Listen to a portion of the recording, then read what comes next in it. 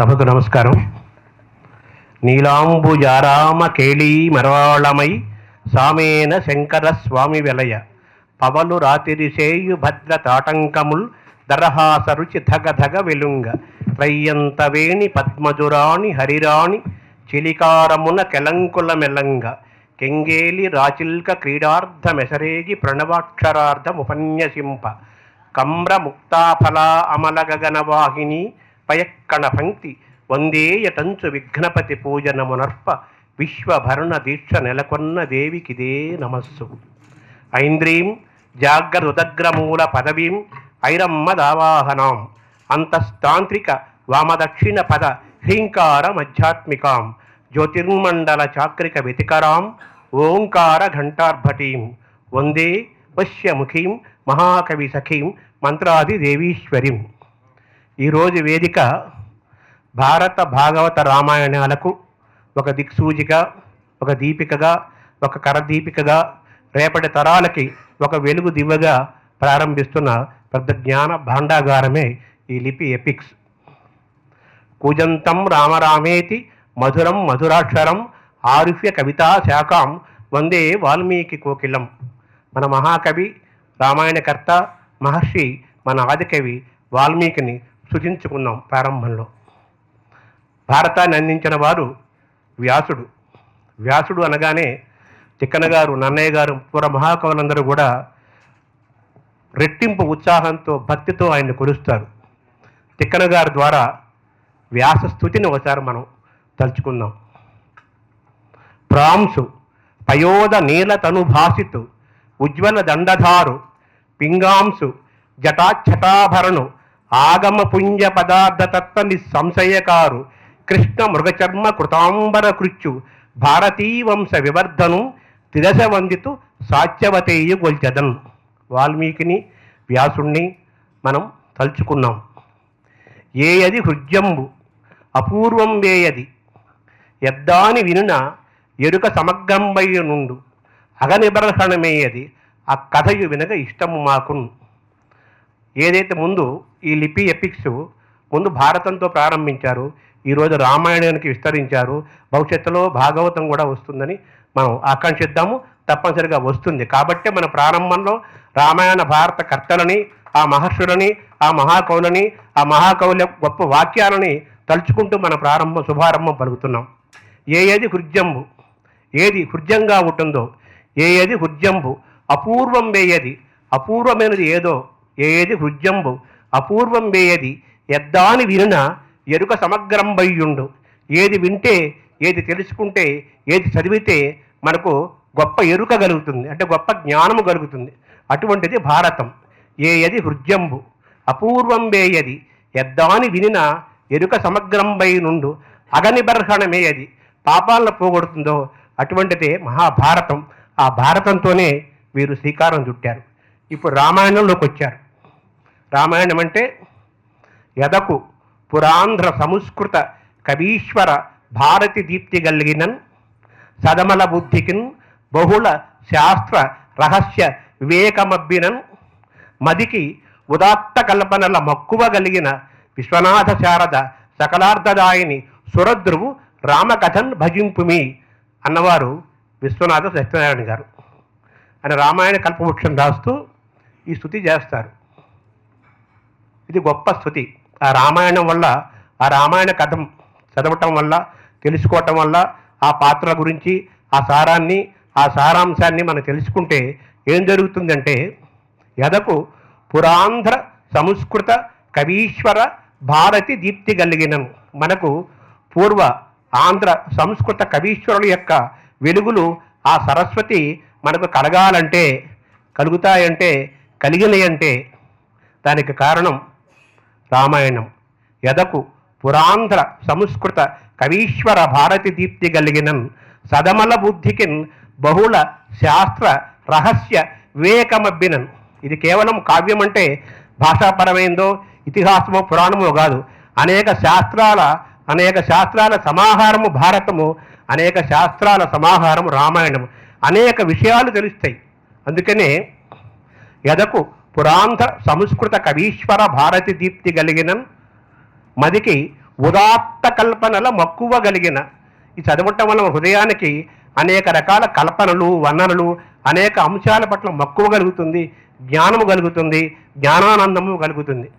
ఎదకు పురాంధ్ర సంస్కృత కవీశ్వర భారతి దీప్తి కలిగినన్ సదమల బుద్ధికిన్ బహుళ శాస్త్ర రహస్య వివేకమబ్బినన్ మదికి ఉదాత్త కల్పనల మక్కువ కలిగిన విశ్వనాథ శారద సకలార్థదాయని.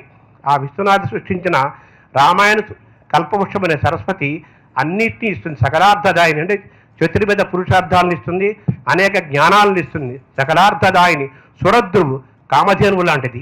రామకథన్ భజింపుమి, అటువంటి రామాయణాన్ని మనం భజిద్దామని విశ్వనాథ్ అన్నారు. సంస్కృత రామాయణం చదివితే, తెలుగు రామాయణం చదివితే ఇవన్నీ తెలుస్తాయి. వీటిని చదివేంత జ్ఞానము కానీ పరిస్థితి కానీ మన తరాలకు లేదు. మనం అనేక రంగాల్లో ఉన్నాం.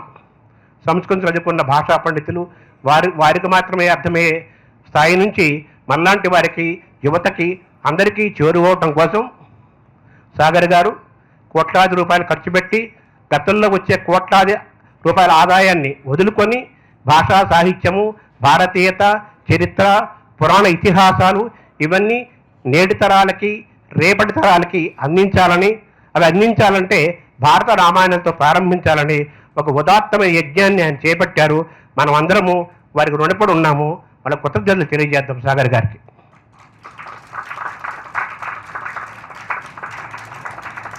టెక్నోక్రాట్గా ఆర్టిఫిషియల్ ఇంటెలిజెన్స్లో నిష్ణాతులై ఉండి అమెరికా వెళ్ళి దాదాపు 4 దశాబ్దాలయ్యి ఎంతో సంపాదించినా కానీ ఆయన హృదయమంతా కూడా భారతదేశం మీద, భారతీయమైన ఇతిహాసాల మీద, పురాణాల మీద, చరిత్రల మీద, ఆ పాత్రల మీద ఉంది.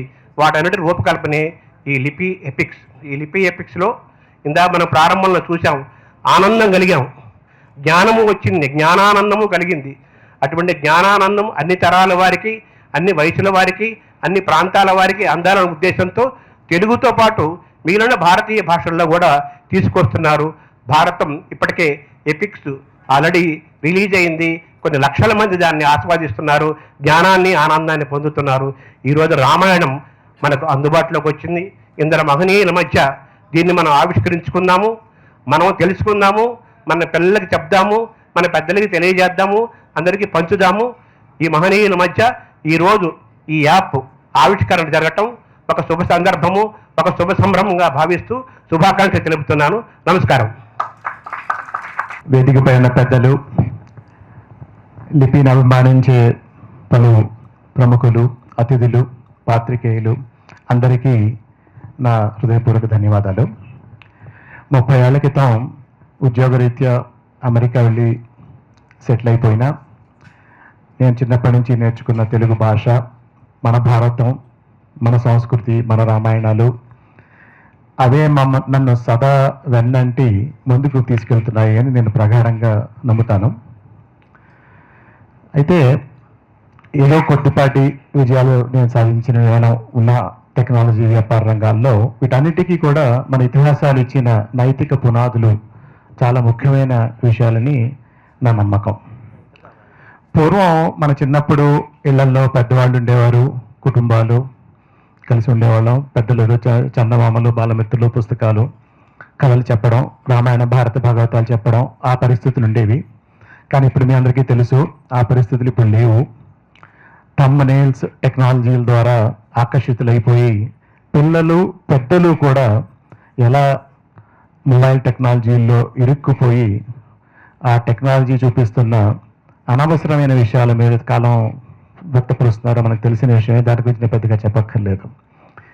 అయితే దీన్ని ఏం చేయాలి, దీన్ని ఎలా వెనక్కి తీసుకురావాలి, మన వంతు మనం ఏం చేయగలం అన్న థాట్ తోటే 2022లో నుంచి ఉద్భవించింది ఈ లిపి ఇంక్ అనే కంపెనీ. ఇప్పుడు నేటి తరానికి, యువతకి వాళ్ళకి నచ్చిన రీతిలో, వాళ్ళు మెచ్చే ప్రక్రియలతో ఒక దృశ్య కావ్యంలా మనం మన కల్చర్ని, మన సంస్కృతిని, మన రామాయణాన్ని, మన మహాభారతాన్ని, మన భాషలని వాళ్ళకి ఎలా మళ్ళీ మక్కువ తీసుకురావాలి అని చెప్పడానికి ఈ లిపిలో మా ప్రయత్నం.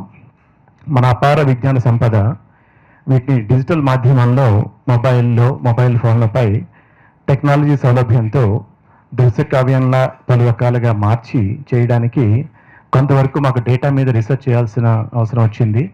గత 3-4 ఏళ్లుగా మేము రీసెర్చ్ చేసి అంటే మనకి వాంగ్మయాలు ఆల్రెడీ ఉన్నాయి, కానీ వీటిని టెక్నాలజీ పరంగా అనువదించడానికి ఒక గ్రాఫ్ డేటాబేస్ అంటారు దాన్ని, నాలెడ్జ్ గ్రాఫ్ డేటాబేస్ని క్రియేట్ చేయడం జరిగింది.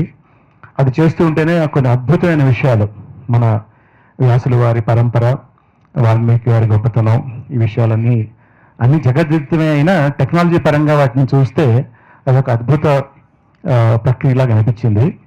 ఇన్ని వేల సంవత్సరాల క్రితం ఏ టెక్నాలజీ లేకుండా, ఏ ప్రక్రియలు, అంటే మనకి ఏదైతే కావాలి అనుకుంటున్నామో ఇప్పుడు ఇవేవి అప్పుడు లేనప్పుడే వీళ్ళు ఇంత అద్భుతంగా ఎలా రచించారు, ఎలా ఊహించగలిగారు, ఎలా తపస్సు చేసి కనిపెట్టారు అన్నది ఇప్పటికీ నాకు అంత చిక్కని ప్రశ్న. నేను చాలామంది అడుగుతూ ఉంటాను, ఇవన్నీ ఆ రోజుల్లో వాళ్ళు ఎలా చెప్పగలిగారు? ఈ modern scientific equipment, so call modern scientific equipment అవి లేనప్పుడు వీళ్ళు ఎలా కనిపెట్టారు? Interplanetary distances, weight of earth, distance between sun and moon and sun and earth, ఇలాంటి విషయాలకి నాసా వాళ్ళు అనండి, ఇప్పుడిప్పుడే సైంటిస్టులు కనిపెడుతున్నారు. కానీ వాటికి ఆల్మోస్ట్ సమానంగా ఇంకా అద్భుతంగా ఇన్ని వేల సంవత్సరాల క్రితం ఎలా చెప్పగలిగారు ఏమిటి అన్న విషయాలు ఈ భారతం విపులంగా చదువుతూ ఉంటే చాలా విషయాలు అందులో అద్భుతంగా కనిపించాయి. అప్పుడు నాకేమనిపించిందంటే, ఇదే పిల్లలు చదువుతూ నేర్చుకుంటే వాళ్ళకి అట్లీస్ట్ ఒక జిజ్ఞాస, ఒక కుతూహలం వస్తుంది. ఈ మోడర్న్ సైన్సే నాకు అక్కర్లేదు, ఒక రకమైన ఇంకొక మ్యాథమెటికల్ మైండ్ తోటి నేను ఆలోచిస్తే నేను ఇలాంటి విషయాలు కనిపెట్టగలను అనే జిజ్ఞాస రావచ్చు అనిపించింది. అయితే వీటిని చేయాలి అంటే పిల్లలకి ఈ కాలంలో అందరూ ఏంటంటారు, నాకు రామాయణం, భారతం, ఇతిహాసాలు ఇష్టమే, కానీ వాటిని నేర్చుకోవడం చాలా కష్టం, ఆ భాష ఇప్పుడు నాకు రాదు, ఆ టైం నాకు ఇప్పుడు లేదు అనేది చాలా కామన్గా చెప్తారు. ఇది ఉత్తి పిల్లల విషయమే కాదండి, పెద్దవాళ్ళు కూడా మేము గమనించాం. చాలామంది ఇళ్లలో పుస్తకాలు ఉంటాయి, గ్రంథాలయాలు ఉంటాయి ఇళ్లలో, రామాయణం, భారతాలు పుస్తకాలు చాలా ఇళ్లలో చూశాను. కానీ మీరు చదివారా అంటే చాలామంది చదువుకుంటారు. ఇళ్లలో పుస్తకాలు ఉన్నా కూడా సంపూర్ణ రామాయణాన్ని, 7 కాండల సంపూర్ణ రామాయణాన్ని కానీ, 18 పర్వాల మహాభారతాన్ని కానీ సంపూర్ణంగా కూలంకుషంగా చదువుకున్న వాళ్ళు చాలా తక్కువ, లెస్ దాన్ సింగిల్ డిజిట్ నెంబరే అని చెప్తాను. అయితే వాటిని మారుస్తూ మేము లిపిలో రకరకాల ప్రక్రియలతోటి, గ్రాఫుల ద్వారా, డేటాబేస్ల ద్వారా, విజువల్ ఎలిమెంట్స్ తోటి, ఆడియో వీడియోలతోటి, ఆటలతోటి, వీటిని ఆటలు అంటే ఇవేవో వీడియో గేమ్స్, వీళ్ళని వాళ్ళు కొట్టేసుకున్నారు, చంపేసుకున్నారు అలాంటి ఆటలు కాదు. ఏదైతే ప్రామాణికంగా మనకి గ్రంథాల్లో ఉన్నాయో వాటినే ప్రామాణికంగా తీసుకుంటూ ఆటలు తయారు చేయడానికి కొంచెం మనకు సమయం పట్టింది. వాటిని కూడా యాడ్ చేస్తూ మేము చేసుకుంటూ వచ్చాం. రోజుకి 10 నిమిషాలు. మా విజ్ఞప్తి ఏంటంటే, ఏ కార్యక్రమం అయినా ఏదైనా నేర్చుకోవాలి అంటే నిబద్ధత లేకపోతే ఏం ఉపయోగం లేదు. ఏదో నేను December 31st రెజల్యూషన్ తీసుకుంటాను, ప్రతిరోజు ఎక్సర్సైజ్ చేస్తాను, ప్రతిరోజు చేస్తాను అంటారు, వారం రోజులు 10 రోజుల్లో ఆపేస్తారో నాకు తెలుసు. అలాంటి వాళ్ళకి ఎలాగైతే ఏ ఉపయోగాలు రావో, ఇది కూడా రోజుకి 10 నిమిషాల నిబద్ధతతో అట్లీస్ట్ ఒక 3 నెలలు ఈ లిపి ఎపిక్స్ని డౌన్లోడ్ చేసుకుంటే మీరేదో అడ్వాన్స్డ్ ఎక్స్పర్ట్స్ అయిపోతారని నేను చెప్పను, కనీసం ప్రామాణికతో కూడిన 18 పర్వాల మహాభారతం కానీ, 7 కాండల రామాయణం కానీ గర్వంగా మీరు చెప్పుకోవచ్చు, నేను చదివాను, భారతం, రామాయణం నేను చదివాను అని ప్రతి భారతీయుడు గొప్పగా చెప్పుకోవాలి నా ఆకాంక్ష. ఆ రోజు వస్తుందండి. ఇప్పటికే కొన్ని లక్షల మంది చూపిస్తున్నారు ఇంట్రెస్ట్. అయితే ఇది పూర్తి చేసిన వాళ్ళకి ఈ మన లిపి ఎపిక్స్లో అక్కడక్కడ కొన్ని ప్రశ్నలు, జవాబులు అని ఉంటాయి, ఆటలు కూడా ఉంటాయి. వాటిల్లో ఉత్తీర్ణత వచ్చిన వాళ్ళకి, అంటే మీరు సరిగ్గా చదువుతున్నారా లేదా, మీరు చదవక్కర్లేదు, కావాలంటే వినొచ్చు కూడాను. ఇది ఒక దృశ్య కావ్యంలో చూడొచ్చు, వినొచ్చు, చదవచ్చు. మీరు సరిగ్గా చేస్తున్నారా లేదా అని మధ్యలో ప్రశ్నలు, జవాబులు ఉంటాయి. ఇవి చేసి ప్రతి పర్వం పూర్తి చేయగానే మన ఎపిక్స్ యాప్లో ఒక డిజిటల్ సర్టిఫికెట్ వస్తుంది. అయితే సరస్వతి పుత్రులు శ్రీ సామవేదం షణ్ముఖ శర్మ గారు, యువతేజం ప్రవక్త, వక్త కేసీ గారు ఏమన్నారంటే, మీ యాప్లో కంప్లీట్ చేస్తే పూర్తిగా వాళ్ళు స్వయంగా సర్టిఫికెట్లు అందజేస్తారు. ఇది ఒక అద్భుతమైన అవకాశం అండి. అందరూ కూడా అది వినియోగపరచుకొని వాడుకోవాలని నా విజ్ఞప్తి చేస్తాను. చివరిగా రామాయణ, భారత ఇతిహాసాలే కాకుండా తెలుగు భాష, ఇక్కడికి బ్రహ్మానందం గారిని ముఖ్యంగా చెప్పాలి. ఆయన ప్రస్తుతం కొంచెం లేట్. 2 ఏళ్ల క్రితం నేను ఇది ఎక్స్ప్లెయిన్ చేసినప్పుడు ఆయన నాకు ఒక సలహా ఇచ్చారు. ఇది చాలా బాగుంది, కానీ మీరు తెలుగు భాష మీద ఇంకా ఎక్కువ ప్రయోగాలు చేయండి. అది కదా మనం పట్టుకోవాల్సింది. రామాయణ భారతాలు సరే తప్ప, అవి అలాగే మన ఇతిహాసాలు, కానీ సామాన్య ప్రజలకి, ప్రజానీకానికి దగ్గరగా వెళ్ళేటట్టుగా మీరు తెలుగు భాష మీద ఆటలు తయారు చేయండి అని చెప్పి ఆయనకి నాకు ఒక స్ఫూర్తినిచ్చారు. అది అది చేయడానికే ఆటలు, తెలుగు ఆటలు కూడా తెలుగు పదాలతో ఆటలు. అది ఎందుకంటే ఇంగ్లీష్లో ఓవర్ 100 to 200 వెరీ పాపులర్ ఆటలు ఉన్నాయండి. నిత్యం 20 మిలియన్ మంది సబ్స్క్రిప్షన్ పేమెంట్ చేస్తూ ఆడుతున్నారు ప్రపంచం అంతాను ఇంగ్లీష్లో. అయితే కామన్ మ్యాన్కి మన తెలుగులో కానీ, హిందీలో కానీ, మన భారతీయ భాషల్లో చక్కగా ఆడుకోవడానికి అలాంటి ఆటలు అసలు లేవనే చెప్పాలి. ఆ వెలితి ఉంది అని నాకు అనిపించింది. సో ఒక పక్క రామాయణ భారతాన్ని క్యూరేట్ చేస్తూ తెలుగు పదాలు, తెలుగు సామెతలు, తెలుగు సంస్కృతి క్యూరేట్ చేస్తూ, అలాగే ఇప్పుడు హిందీ, గుజరాతీ అన్ని భాషల్లోకి చేస్తున్నాం. దాన్ని లిపి బ్రెయిన్ బూస్టర్ అని అంటాం యాప్ని. అది ఒక చేసాం. ఇది చేస్తూ ఉంటే ఇందాక చెప్పినట్టు సిలికాన్ ఆంధ్ర మనబడి అనే వ్యవస్థ అమెరికాలో చాలా పాపులర్ స్కూలు. వాళ్ళు ఇప్పటికి 1,00,000కి పైగా పిల్లలకి తెలుగు నేర్పారండి. 7 తరగతుల్లో 7 లెవెల్స్లో తెలుగు నేర్పుతారు. వాళ్ళు ఎంత అద్భుతంగా తెలుగు అక్కడ నేర్పుతున్నారంటే ప్రవాసాంధ్రులకి, అక్కడ 7వ తరగతి తెలుగులో ఉత్తీర్ణులైన వాళ్ళు తెలుగులో కంద సీస పద్యాలు కూడా రాయగలుగుతున్నారు. చందోబద్ధంగా పద్యాలు రాయగలుగుతున్నారు. అది ఈ విషయం చెప్తే తెలుగు స్టేట్స్లో కూడా ఆ సామర్థ్యత చాలా తగ్గిపోతుంది. దాన్ని మళ్ళీ వాళ్ళు రివైవ్ చేస్తున్నారు. సో వాళ్ళు మన యాప్ చూసి ఇది చాలా అద్భుతంగా ఉంది, ఇదే టెక్నాలజీని మీరు మా పిల్లలకి, మా పాఠ్యాంశాలకు అనుగుణంగా చేయగలరా అని అడిగారు. అది మేము చేస్తున్నాం. ఈ ఏప్రిల్ నుంచి ఇది ఏటా 15,000 మందికి మన లిపి కిడ్స్ అనే యాప్ కంపల్సరీగా వాళ్ళు పిల్లలు నేర్చుకుంటారు. సో అదే నేను ఒక సభలో గరికపాటిగా చెప్పారు, చాలా స్కూళ్ళల్లో మీకు తెలుగు టీచర్లు లేవు. ఓకే, అది ఒక ప్రాబ్లం ఉంది మనకి తెలుగు స్టేట్స్లో. వనరులు లేవు, టీచర్లు లేరు అంటున్నారు కదా. కనీసం మీరు కెమిస్ట్రీ టీచర్ అవ్వచ్చు, ఫిజిక్స్ టీచర్ అవ్వచ్చు, మ్యాథ్ అవ్వచ్చు, మీ పాఠ్యాంశం అయిపోయాక ఆఖరి 5 నిమిషాల్లో ఒక శతకం నేర్పి పంపించండి పిల్లలకి అని చెప్తున్నారు. శతకాలు, తెలుగు శతకాలు నేర్పమంటున్నారు. మేము ఆ తెలుగు శతకాలను కూడా మా యాప్లో క్రోడీకరించి వాటిని చాలా వినూత్నమైన రీతిలో అద్భుతమైన వీడియోలతోటి ఆ శతకాలన్నీ తయారు చేసాం. తర్వాత సమయం ఉంటే మన రిలీజ్ ఫంక్షన్ అయ్యాక లిపి కిడ్స్ కూడా మీకు చూపిస్తాం. సో లిపి కిడ్స్ పిల్లలకి లిపి బ్రెయిన్ బూస్టర్ అనేది తెలుగు పదాల ఆట. ఇందాక ఫస్ట్ కొంచెం చూపించాను. రామాయణం, మహాభారతాలు, లిపి ఎపిక్స్, ఇలా 3 యాప్స్ తోటి మనం వచ్చాం. ఇది అందరూ కూడా దీనికి విస్తీర్ణత ఇచ్చి మేము చేస్తున్న మా కార్యక్రమానికి సహాయం చేస్తూ మీ మాధ్యమాల్లో, మీ ప్రసంగాల్లో, మీ అవకాశాల్లో మా గురించి చెప్పి, ఈ లిపి యాప్స్ గురించి చెప్పి వీటిని ఇంకా ముందుకు తీసుకెళ్ళడానికి సహకరించాలని కోరుతూ ధన్యవాదాలు. అకర్దమమిదం తీర్థం భరద్వాజ నిశామయ రమణీయం ప్రసన్నాంబు సన్మనుష్య మనోయధ. ఇది అత్యంత కీలకమైనటువంటి శ్లోకం. రామాయణాన్ని సూచిప్రాయంగా వాల్మీకి మహర్షి దానిని సత్పురుషుడి యొక్క మనస్సు ఎలా ఉంటుందో అట్లా ఈ తటాకం ఉన్నది కదా, అకర్దమంగా ఉన్నది అంటే బురద లేకుండా ఉన్నది. మానవ జీవితం కలంకరహితంగా ఉండాలి, కళాత్మకంగా ఉండాలి, శాస్త్రీయంగా ఉండాలి, శాస్త్రగతంగా ఉండాలి, సంగీత సాహిత్య సమన్వితమైనటువంటి ఒక దివ్య భావన గరిమతో మన సంస్కృతి విలసనం జరగాలి అని భావించినటువంటి ఆదికవి వాల్మీకి. వాల్మీకి కోకిలం ఎందుకన్నారంటే రాముడి జీవితంలో ప్రధాన ఘట్టాలన్నీ వసంతకాలంలో జరిగినాయి కనుక రాముడి యొక్క జీవన గానాన్ని, జీవన విధానాన్ని ఒక దివ్యగానంగా ఈ ప్రపంచానికి అందించారు. మామూలుగా ఈవేళ అందరికీ అలవాటైంది భారత, భాగవత, రామాయణాలు అంటున్నారు.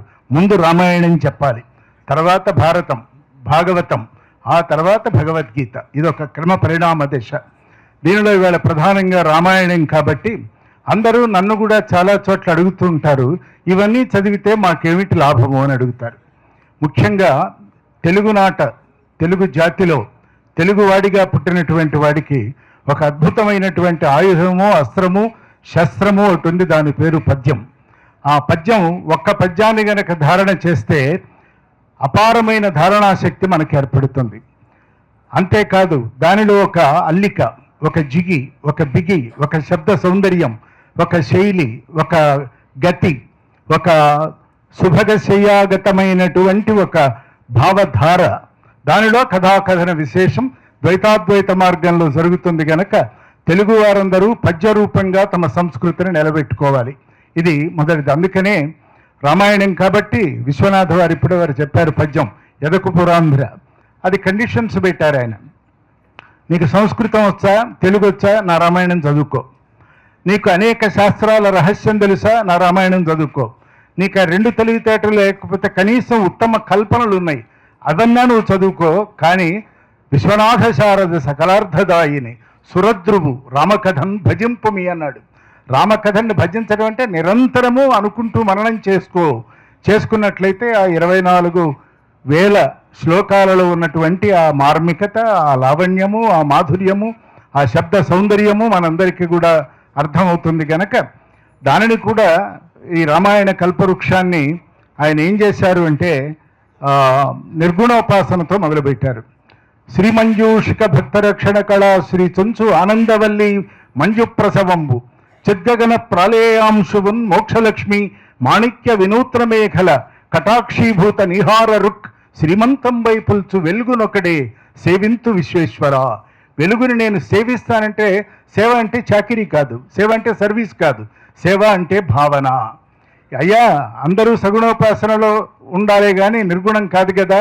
మరి దానికి ఎలా చెప్పాలంటే కైలాసాచల సనువాసము వృషస్కంధాగ్ర సంస్థాయి తత్ప్రాళయాచల కన్యకాకుతటి పర్యంక నిద్రాగతంబు ఆలోలాగ్ర జటావనీ ఘటిత నాకౌక సరిత్కంబు దేహాలంకారిత లేలిహారము వెలుగు అర్చింతు విశ్వేశ్వర అన్నాడు. ముందు వెలుగుని భావిస్తానన్నాడు, తర్వాత అర్చిస్తాను అన్నాడు. అంటే మూలం భావన కావాలి, భావనలో నుంచి ఒక భాష పుట్టాలి, భాష నుంచి అభివ్యక్తి కావాలి, అభివ్యక్తిలో నుంచి సంస్కారం పుట్టాలి, సంస్కారంలో నుంచి సంస్కృతి నిలబడాలి. ఇది ఒక క్రమ పరిణామమైనటువంటి మహర్దశలుగా ఈ జాతి అనుభవించిన వైనం మనకు తెలుసు. అయితే తెలుగుని ఆయన ఇంకో మాట ఎక్కడో చోట పద్యంలో చెప్పారు.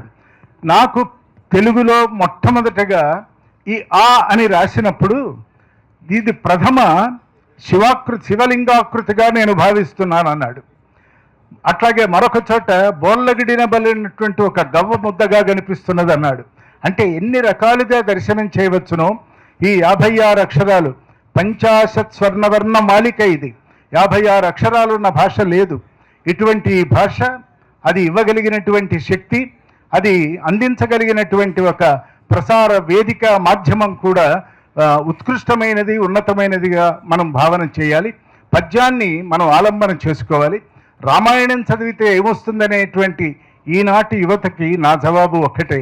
రామాయణం చదివితే రాముడి వలె మర్యాద పురుషోత్తముడిగా, సమాజంలో ఒక సభ్య పౌరుడిగా, ఒక జాతికి ఒక అత్యద్భుతమైన ప్రతీకగా ఎలా ఉండగలమో, వీటన్నింటికంటే మానవుడుగా జీవించగలిగిన దివ్య విధానం కావాలి అంటే రామాయణాన్ని చదవాలి. రామాయణం అంటే రాముడి కథ అని మాత్రమే కాదు, రమణీయమైన అయనం. మన ప్రయాణం కూడా రమణీయంగా ఉండాలి, రమ్యంగా ఉండాలి, ఆదర్శప్రాయంగా ఉండాలి, స్ఫూర్తిదాయకంగా ఉండాలి, మూర్తిమంతంగా ఉండాలి. ఇన్ని జరిగితే అది మానవ జీవిత వికాసంగా నేను భావన చేస్తూ తెలుగు భాషలో ముఖ్యంగా తెలుగు రామాయణంలో విశ్వనాథ వారిది మకుటాయమానమైన స్థితి అనేకం ఉన్నాయి. కానీ ఇది చక్కగా రాసి చమత్కారంతో ఉదాత్త కల్పనలతో అనేక కల్పనలు చేశారు. వాటిని కాస్త ఛాందస్సులు, ఆయన అంటే ఇష్టం లేని వాళ్ళు అవాల్మీకము అంటారు. వాల్మీకి ఒక బియ్యపు రాశి, దానిలో నుంచి చిత్రాన్నాలు పుట్టుకొచ్చినాయి, అంతే కదా. బియ్యం ఉంటే బిర్యానీ వస్తుంది, బియ్యం ఉంటే చిత్రాన్నం వస్తుంది, బియ్యం ఉంటే చక్కెర పొంగలు వస్తుంది. మూలం ఏమిటి అని మూలం. అందుకనే ఈ సంసారం ఇది ఎన్ని జన్మలకు నేను మౌని భాషా సంక్రాంతరుణము తీర్పగలదా అన్నాడు. వాల్మీకే రాయకపోతే నేనెక్కడి నుంచి దాని రామాయణం అన్నాడు. కాబట్టి ఒక వినయము, విద్య, ఒక గరిమ, ఒక శక్తి, ఒక భావన, ఇవన్నీ కూడా రావాలంటే రామాయణం చదవాలి. అందులో రామాయణం మొత్తాన్ని, రాముడి జీవితాన్ని నడిపించిన వాళ్ళందరూ కూడా కైకతో, మందరతో, సీతతో, అరుంధతితో, ఊర్మిళతో, ఆ పైన సీతతో, వీళ్ళందరితో కనుక మనం అహల్యతో, వీళ్ళందరూ కూడా స్త్రీమూర్తులంతా రాముడి యొక్క జీవితాన్ని నడిపించారు. స్త్రీమూర్తి లేకపోతే రామాయణం లేదు. అందుకనే సీతాయాశ్చరితం మహత్ అంటే సీత కథ, సీత చరిత్ర అంటారు. కాదు, సీత అంటే నాగేటి చాలు యొక్క గీత. ఆ గీతలో నుంచి సస్యం పండాలి, దానిలో నుంచి సాంస్కృతిక వైభవం రావాలి, దానిలో నుంచి పరమాత్మని దర్శనం చేయాలి. కడగా ఏం కావాలి? మానవ జన్మకి పరమార్థం ఏమిటి అంటే కర్మయోగం ద్వారా, భక్తి యోగం ద్వారా, యోగం ద్వారా, జ్ఞానం ద్వారా తనను తాను తెలుసుకునేటువంటి ఒక ఎరుకలోకి వెళ్ళాలి. ఆ ఎరుక ఏమిటంటే నేను కేవల దేహం మాత్రమే కాదు, నేను కేవల మానవుణ్ణి కాదు, నేను మాధవుణ్ణే, ఆ మాధవుడు నాయందే ఉన్నాడు, అది ఆత్మగా ఉన్నది అనేటువంటి ఒక ఉదాత్త వైఖరికి వెళ్ళాలి అంటే రామాయణాన్ని చదవాలి. అలాగే భారతం చదివితే ఏమవుతుంది? వ్యాసుల వారు ఇవాళ అడుగుతారు ప్రశ్నలు అనేక చోట్లకు వెళ్ళినప్పుడు, ఏముందండి ఆ భారతం సినిమాల్లో చూపించిన భారతమేనంటే దాన్ని కాసేపు పక్కన పెడితే కనీసం వాళ్ళు ఆ ప్రయత్నం చేసి ఇదిగో ఇట్లా అవుట్లైన్స్ అన్న మనకి ఇచ్చారు.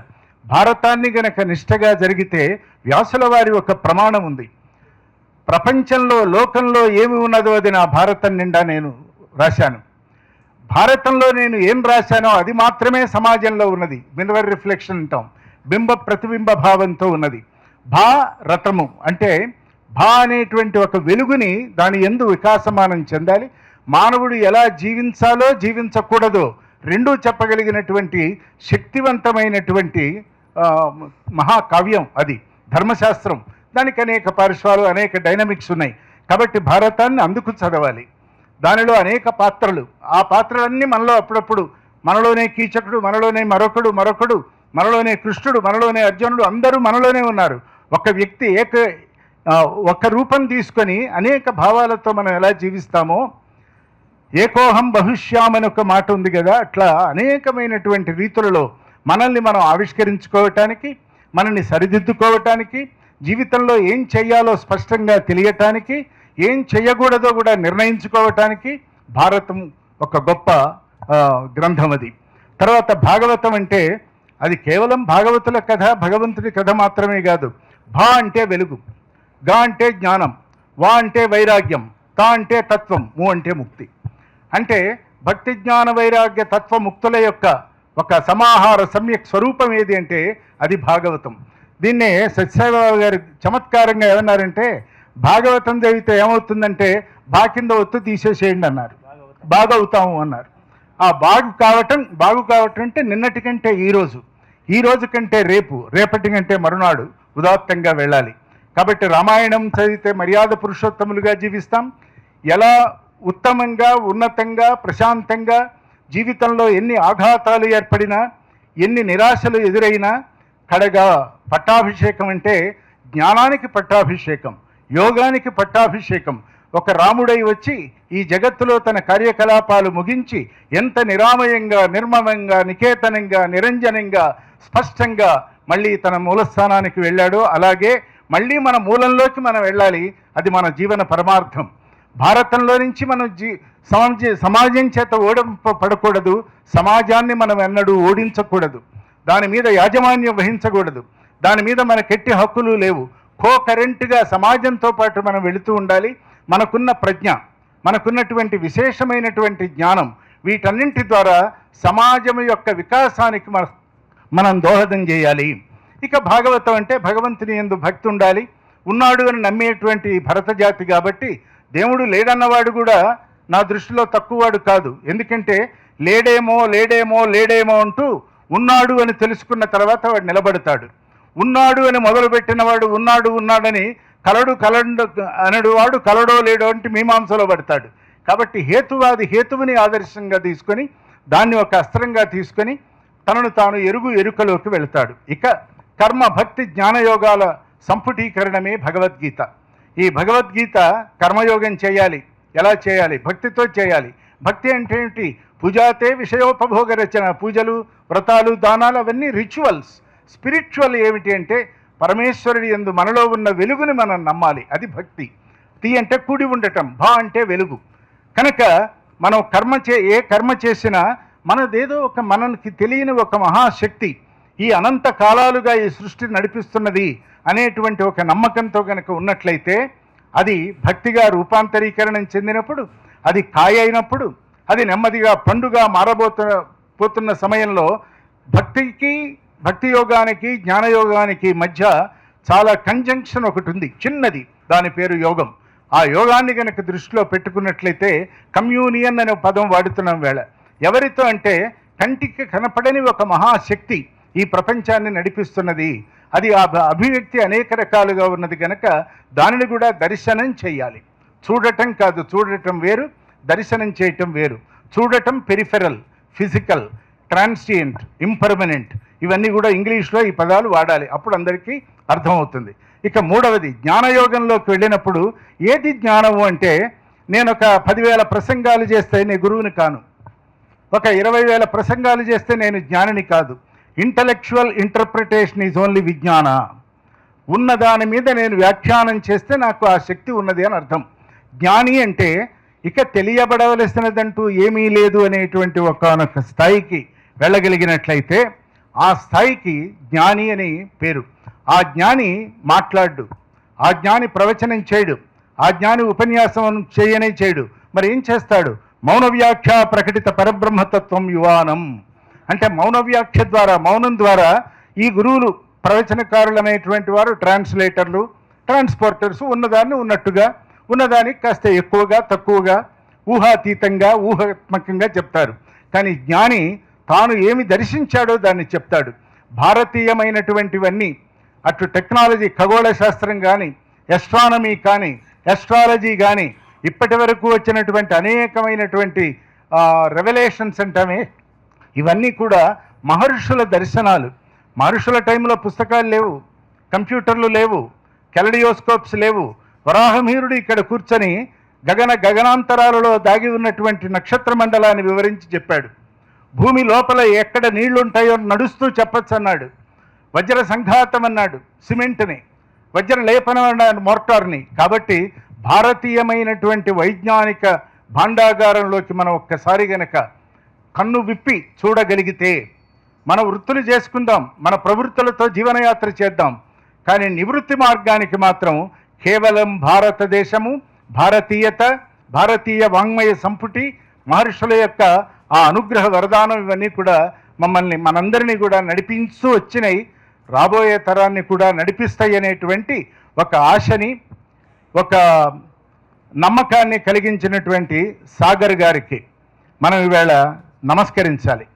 ఎందుకంటే ఏదో ఆయన సంపాదించుకొని సుఖభోగంతో గడిపేసి అందరూ నడిచినట్లే జీవితాన్ని కాస్త నడిపి కాసేపు గడిపి వెళ్ళిపోతే అది ఉదాత్త జీవితం కాదు. జీవితాన్ని నడపకూడదు, గడపకూడదు, జీవితాన్ని జీవించాలి.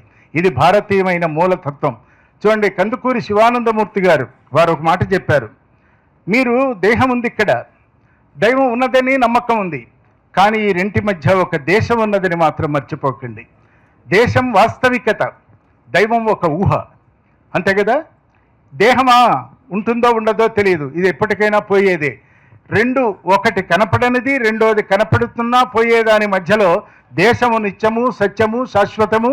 ఆ దేశంలో నుంచి వచ్చినటువంటి ఈ మహర్షి సంతతి అంతా కూడా మనకి ఇచ్చినటువంటి వాంగ్మయ ధారని ఒడిసిపెట్టి గుక్కెడు గుక్కెడుగా మనం కూడా స్వీకరిస్తూ మళ్ళీ మన తర్వాత తరానికి ఈ జాతి యొక్క వైభవాన్ని, ఈ ఆంధ్ర భాషని, ఈ తెలుగుతనాన్ని, ఈ తెలుగులో మాటను దాగినటువంటి దానిని మనం అందరం కూడా అందించుకోవాలని నేను కోరుకుంటూ చివరగా ఒక్క మాట చెప్తాను.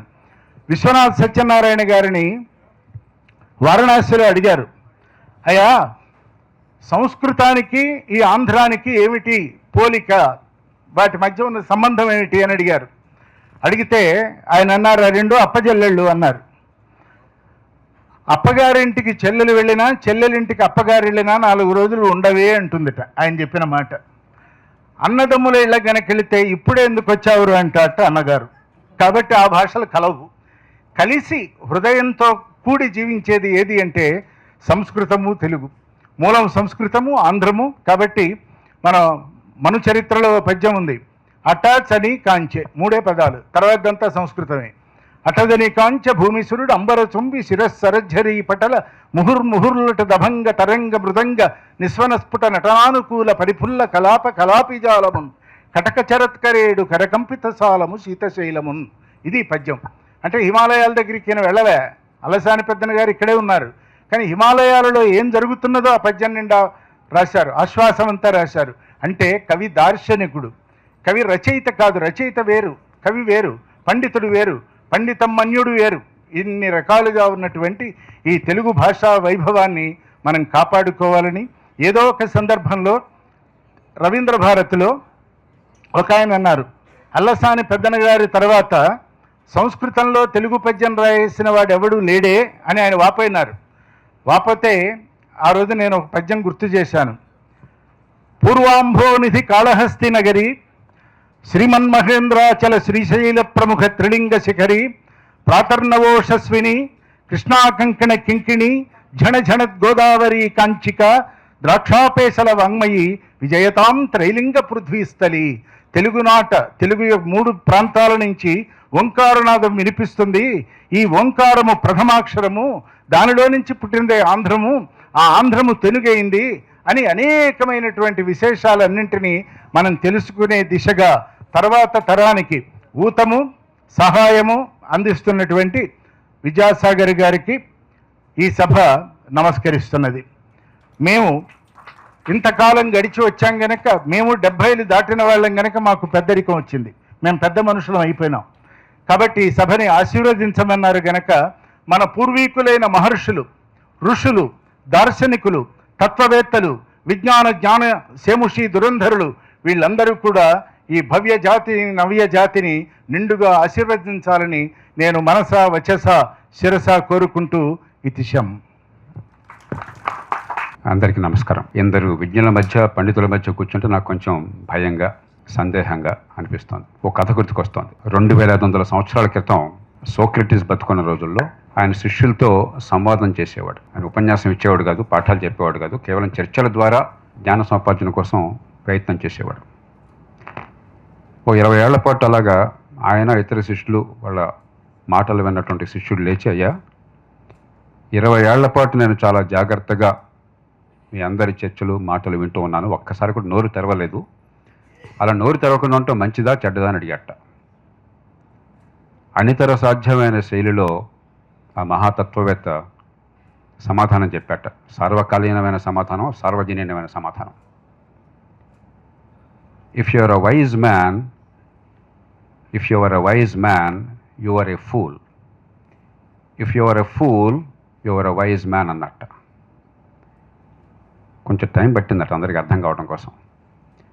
నీవు విజ్ఞుడమైనట్లయితే, నీ పలుకుల వల్ల 10 మందికి ప్రయోజనం సిద్ధించే అవకాశం ఉన్నట్లయితే, నీ విజ్ఞత నీలోని దాచుకునేందుకు నువ్వు ఒక మూర్ఖుడవి. నువ్వు స్వతహాగా మూర్ఖుడమైనట్లయితే, నీ మాటల వల్ల ఎవరికి ఏ ప్రయోజనం లేకపోయినట్లయితే, నీ మూర్ఖత్వాన్ని నీలో దాచుకున్నటువంటి విజ్ఞుడు నువ్వు అన్నట్టాను. ఇప్పుడు నా సమస్య ఏంటంటే మూర్ఖత్వాన్ని నాలో దాచుకోవాలి. అందుకని క్లుప్తంగా మరి మీరు అడగవచ్చు, ఎందుకు వచ్చావా అంత మూర్ఖత్వం అంటే అని చెప్పని. 3 కారణాలుగా వచ్చాను. మొట్టమొదటిది భాష. మన సమాజంలో, ఈ దేశంలో కావచ్చు, ప్రపంచంలో కావచ్చు, రకరకాల విభజనలు ఉన్నాయి. కులం, మతం, భాష, ప్రాంతం, పార్టీ, వర్గం, రకరకాలుగా. వీటిలో సహజమైన విభజన భాష. ఎందుకంటే మనిషికి మానవ సమాజానికి మధ్య బొడ్డుతాడు భాష. భాషను నేర్చుకునే జాతికి భవిష్యత్తు ఉండదు. మన సాగర్ గారు వారి బృందం వచ్చినప్పుడు మాట్లాడుకుంటున్నాం. తెలుగు తెలియకపోవటం చాలా గొప్ప అనుకున్న మూర్ఖత్వం విరాజిల్లుతున్న సమాజంలో మనం ఉన్నాం. తెలుగు తెలియకపోతే ఆంగ్లం బాగా వస్తుందని భ్రమలో ఉన్నాం మనం. ఒక భాష మీద పట్టు లేకుండా మరో భాష రాదు. భాష కేవలం మాట్లాడడం కోసం కాదు, ప్రాస కోసం కాదు, అందం కోసం కాదు, అలంకారం కోసం కాదు, భావ ప్రకటన కోసం.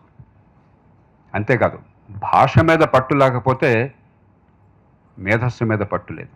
ప్రపంచంలో అపారమైన మేధస్సుండి సమాజాన్ని అశేషంగా ప్రభావితం చేసిన మహనీయులందరూ, శాస్త్రవేత్తలు కావచ్చు, తత్వవేత్తలు కావచ్చు, ఏ రంగంలో అయినా సరే భాష మీద పట్టు లేకుండా ప్రభావం చూపెట్టిన వాళ్ళకు కూడా లేరు. ఈ దేశంలో ఇన్ని భాషలున్న 22 భాషలున్న రాజ్యాంగంలో కానీ ఏ భాష వాళ్ళకు కూడా తమ భాష పట్ల ఇంత చులకన ఉండదు తెలుగు వాళ్ళకు ఉన్నంత. ప్రభుత్వంలో కూడా ఎల్విని అడగండి, తెలుగులో రాస్తే చాలా నామోషి, తెలుగులో సంతకం పెడితే చాలా నామోషి. మన ప్రజలకి అర్థం కాని భాషలో, మనకి తెలియని భాషలో మనం వాగి వాళ్ళని చావగొట్టడం. ఈ మధ్య ఒక హైకోర్టు న్యాయమూర్తి తీర్పులో కొంత భాగాన్ని పత్రికల్లో వేశారు బ్రహ్మానంద్ గారు. 2-3 వాక్యాలు వేశారు. ఒక్క వాక్యం కూడా మెడమే తలకానాడికి అర్థం కాదు. ఆయన హైకోర్టు న్యాయమూర్తి, తెలియని భాషలో ఆయన తీర్పు. ఇంగ్లీష్ మీడియం అంటున్నాం. నా మటుకు నేను నిజాయితీగా చెప్తున్నాను కదా, 40 ఏళ్ళుగా నేను చదివింది, రాసింది, ఆలోచించింది అత్యధికంగా ఇంగ్లీష్లో, ఆలోచించేది ఇంగ్లీష్లో. అనుక్షణం నేను మాట్లాడుతున్నప్పుడు తెలుగు అనువదిస్తుంటాను, తెలుగులో కూడా రాస్తాను, కానీ అనువదితులు రాస్తుంటాను. ఇంగ్లీష్ వద్దని నేను అంటలే, కానీ ఇంగ్లీష్ మీడియం అన్న పేరుతో ఇంగ్లీష్ తెలియని పిల్లలకి, ఇంగ్లీష్ తెలియని పంతులు ఇంగ్లీష్లో పాఠాలు చెప్పే ప్రయత్నం చేస్తున్నాడు. అటు ఇంగ్లీషు రాక, తెలుగు రాక, విషయం బోధపడక పనికిరానే వాళ్ళని తయారు చేస్తున్నాం సమాజంలో. ఈ నేపథ్యంలో ఇంగ్లీషు నేను ప్రేమిస్తున్నాను, ఇక్కడ ఉన్న వాళ్ళతో ప్రేమిస్తున్నాం, దాన్ని వద్దని ఎవరు అనరు వాళ్ళ సమాజంలో. కానీ పిల్లలకి ఏ భాషలో అర్థమవుతుందో, చుట్టూ ఉన్న సమాజంతో ఏ భాషలో సంపర్కం ఉందో ఆ భాషలో మనం పాఠాలు చెప్పకుండా తొలి కొద్ది సంవత్సరాల్లో ఆ పిల్లవాడి లేక ఆ పిల్ల మేధస్సు వికసిస్తుంది అనుకుంటే మన మూర్ఖత్వం తప్ప ఇంకేం లేదు. ఈవేళ మన దేశంలో ఉన్నంత పరమ దారుణంగా పాఠశాల విద్య ప్రపంచంలో అతి కొద్ది దేశాల్లో ఉంది. ఏ పెద్ద దేశంలోనూ ఇంత దారుణమైన విద్య లేదు. ఇది ఒక్కటే కారణం కాదు, కానీ భాష ఒక కీలకమైన కారణం. అర్థం కాని విషయాలు అర్థమవని భాషలో అర్థం కాకుండా చెప్పినట్టు నటించి, బట్టి పడితే కాపీ కొడితే చాలని పరిస్థితి కల్పించి బతుకుల్ని నాశనం చేస్తున్నాం, ఈ సమాజ భవిష్యత్తుని నాశనం చేస్తున్నాం. ఈ నేపథ్యంలో తెలుగు భాష మీద మమకారాన్ని పెంచాలి.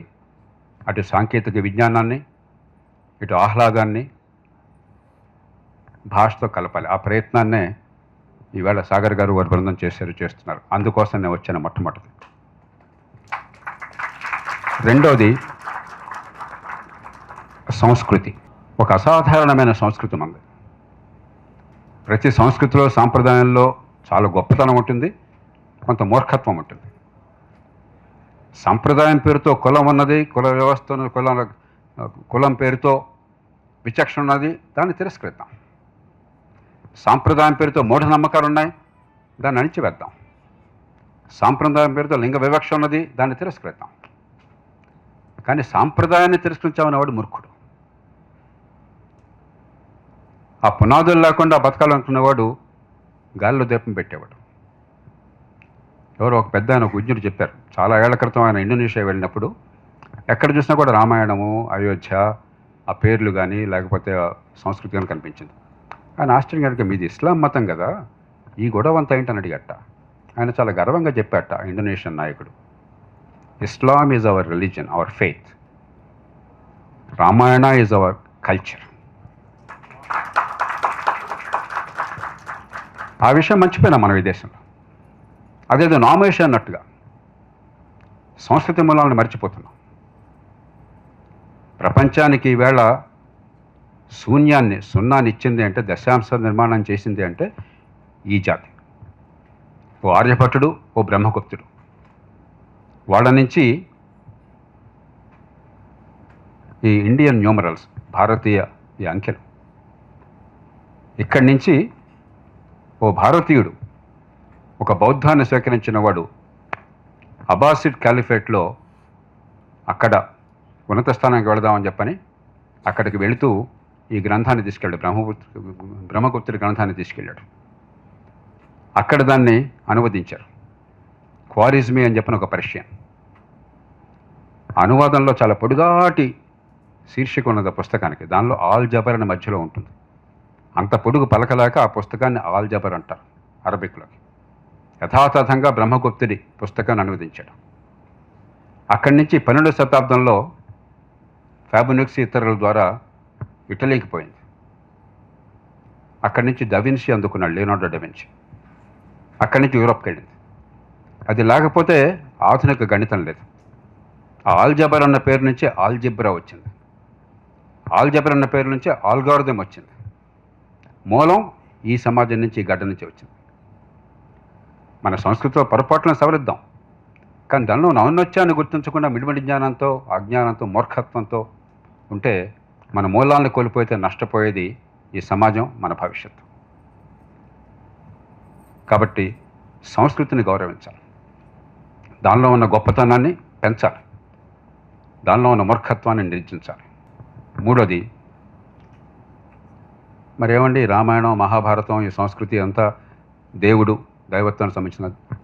దేవుడికి సంస్కృతి సంబంధం ఉండాల్సిన అవసరం లేదు.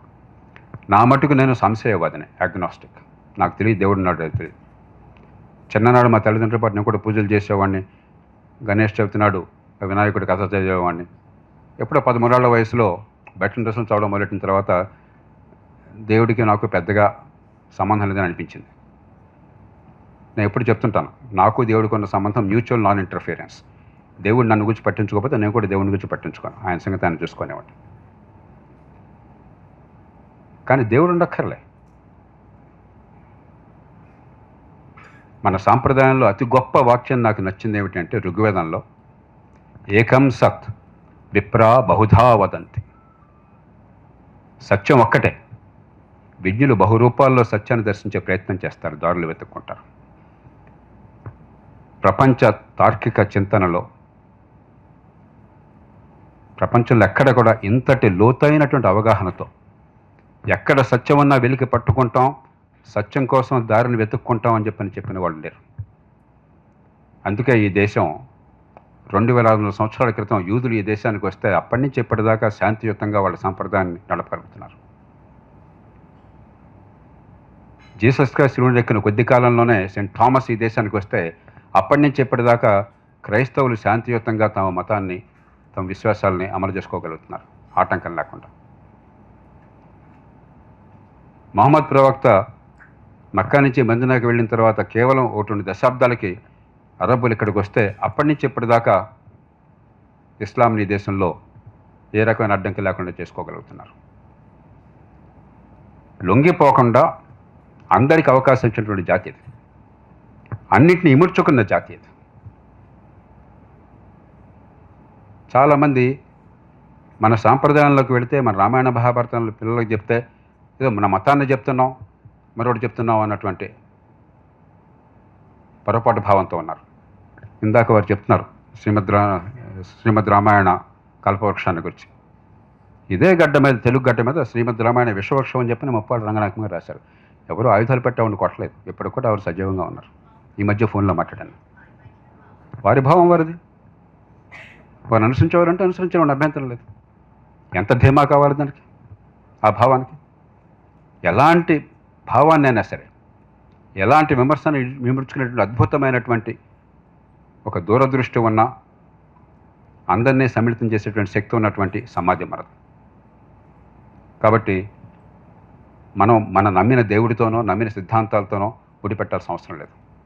ఈ 3 ఈవేళ సమాజంలో అందరికీ అర్థం కావాలి. ఇందాక దేశం గురించి మాట్లాడారు విఎస్ఆర్ మూర్తి గారు. ఒక జాతి అంటూ ఉన్నది, 145 కోట్ల మంది ఉన్నారు. ఎప్పుడో బాలగంగాధర తిలక్ అన్నాడు, దేవరకొండ బాలగంగాధర తిలక్, ప్రార్థన అనుకుంటాం గీతంలో అన్నాడు ఆయన. ఈ దేశం ఆనాడు 40 కోట్ల మంది నిజమైన ప్రాణం ఉన్న మనుషులున్న దేశం. ఈ దేశం గజానికో గాంధారికొడుకున్న విచిత్ర సౌధం. ఈ దేశం కడుపు నిండా తిండి, గుండె నిండా ఆహార్యం, బతుకు పొడుగునా కాస్తంత స్వతంత్రం ఉంటేనే చాలు అనుకునే నిర్భాగ్యులు కోటానుకోట్లుగా ఉన్న దేశం. ఈ దేశం ఉంది, ఈ దేశంలో ప్రజలు ఉన్నారు, వాళ్ళకు మంచి భవిష్యత్తు ఇచ్చే అవకాశం అన్నది.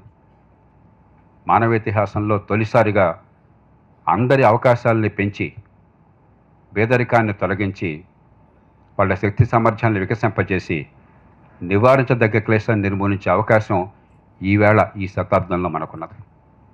అందుకు భాషని, సంస్కృతిని, తర్కాన్ని ఆయుధంగా వాడతామని ఆశిస్తూ, దాన్ని ఈ దేశంలో ఉన్న పిల్లలకి తెలుగునాట ఉన్న పిల్లలందరికీ కూడా సులభంగా, ఆకర్షణీయంగా, ఆహ్లాదకరంగా అందించేటువంటి అద్భుతమైన ప్రయత్నం చేసినటువంటి సాగర్ గారిని, వారి బృందాన్ని మనసారా అభినందిస్తూ ఒక్కటే కోరిక, అభినందించడంతో పాటు పోషించండి. ఓ సినిమాకి 500 ఖర్చు పెడుతున్నాం, సినిమాకి వెళ్ళొద్దని అంటలే. మా శ్రీమతి ఎప్పుడు చెప్తూ ఉంటుంది, చెత్త సినిమాలు కూడా ఎందుకు చూస్తామని చెప్పండి, పాపం కష్టపడి తీశారు కదండి, చూడకపోతే ఎట్లా అని చెప్పండి. సినిమాలు చూడదండి అంటలా. ఒక సినిమాకి 500 ఖర్చు పెట్టేది ఓ సంవత్సర కాలం భాష నేర్చుకోవడం కోసం 500 ఖర్చు పెట్టలేమా? అంత కష్టంగా ఉన్నాం మనం.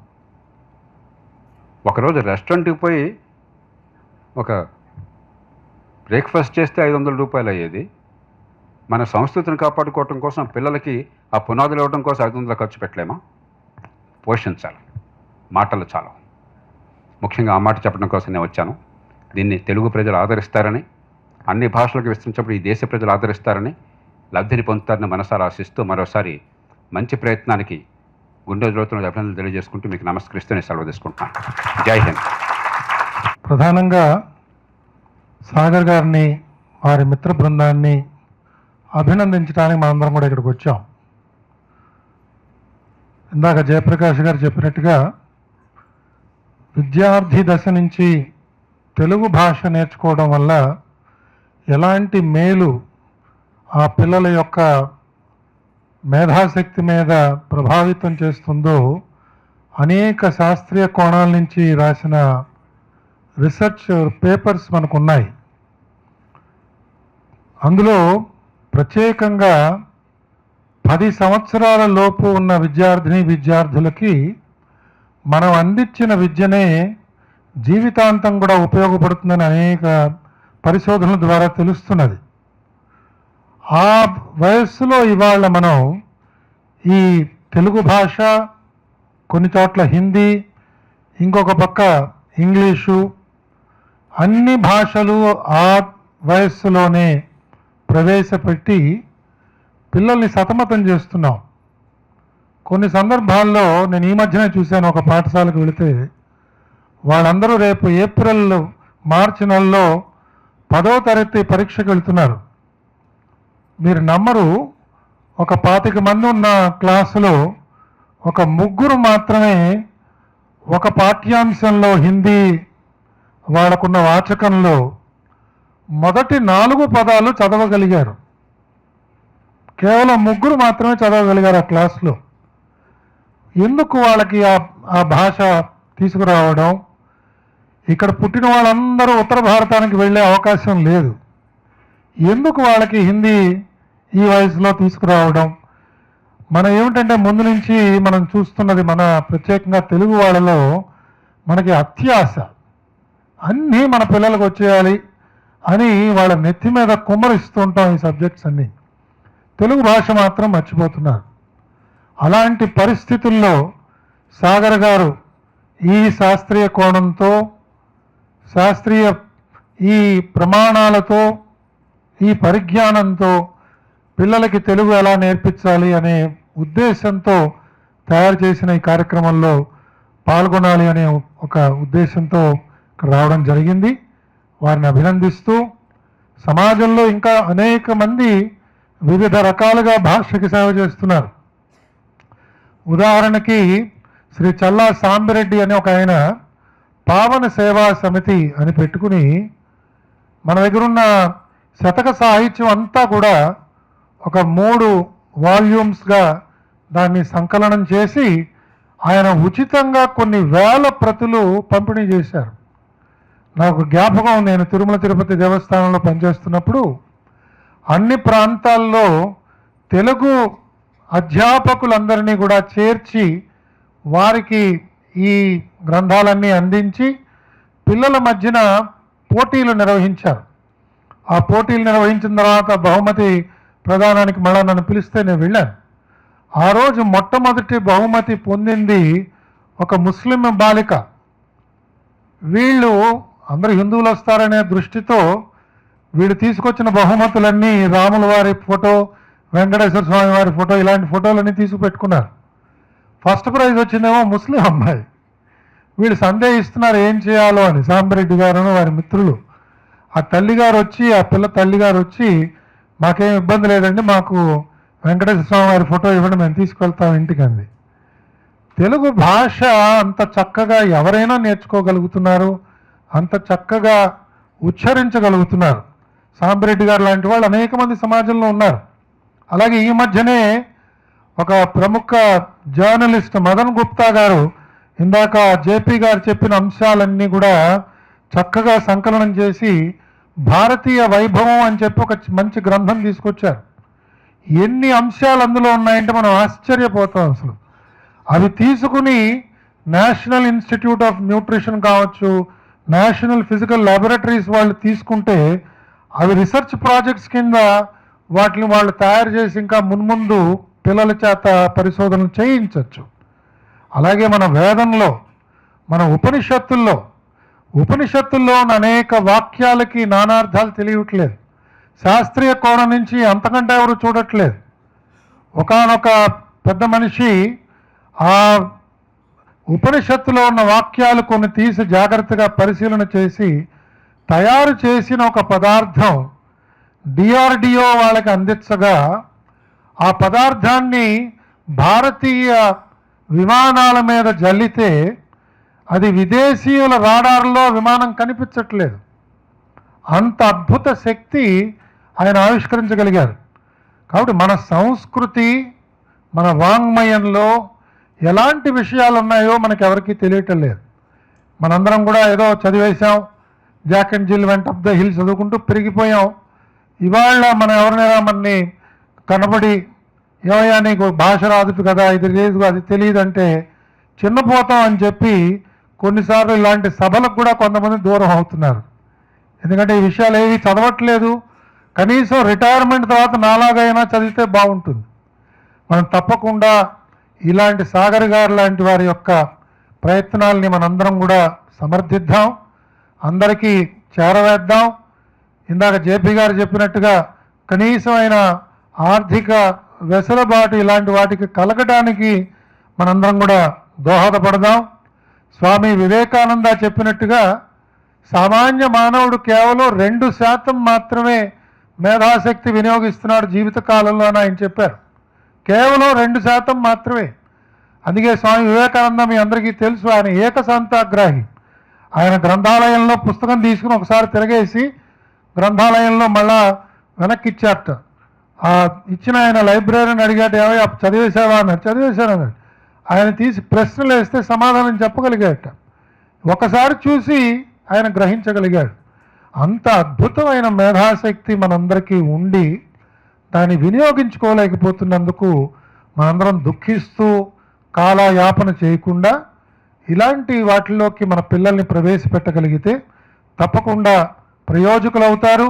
భవిష్యత్ తరాలందరికీ కూడా ఒక జీవితంలో ఎలా ఉపశమనం పొందాలి, ఒక చక్కని సంగీతం వినటానికి, చక్కని సాహిత్య విషయాల్ని తెలుసుకుంటూ జీవితంలో ఎదురవుతున్న ఇబ్బందులకి, కష్టాలకి ఎదురవ్వడానికి కనీసంగా ధైర్యం ఏర్పాటు చేసుకోవడానికి, స్వయం ప్రతిపత్తి కలగడానికి మన మాతృభాష ఎంతగానైనా దోహదపడుతుంది. కాబట్టి మనందరం కూడా సాగర్ గారు లాంటి వారి యొక్క ఈ అద్భుతమైన సృష్టిని మనందరం కూడా ఆమోదిస్తూ వారిని వెన్నంటి సహాయపడదామని అందరికీ పిలిపిస్తూ నాకు ఈ అవకాశం ఇచ్చినందుకు వారికి, వేదిక మీద ఉన్న పెద్దలందరికీ నా కృతజ్ఞతలు తెలుపుతూ సెలవు తీసుకుంటున్నాను. స్వస్తి.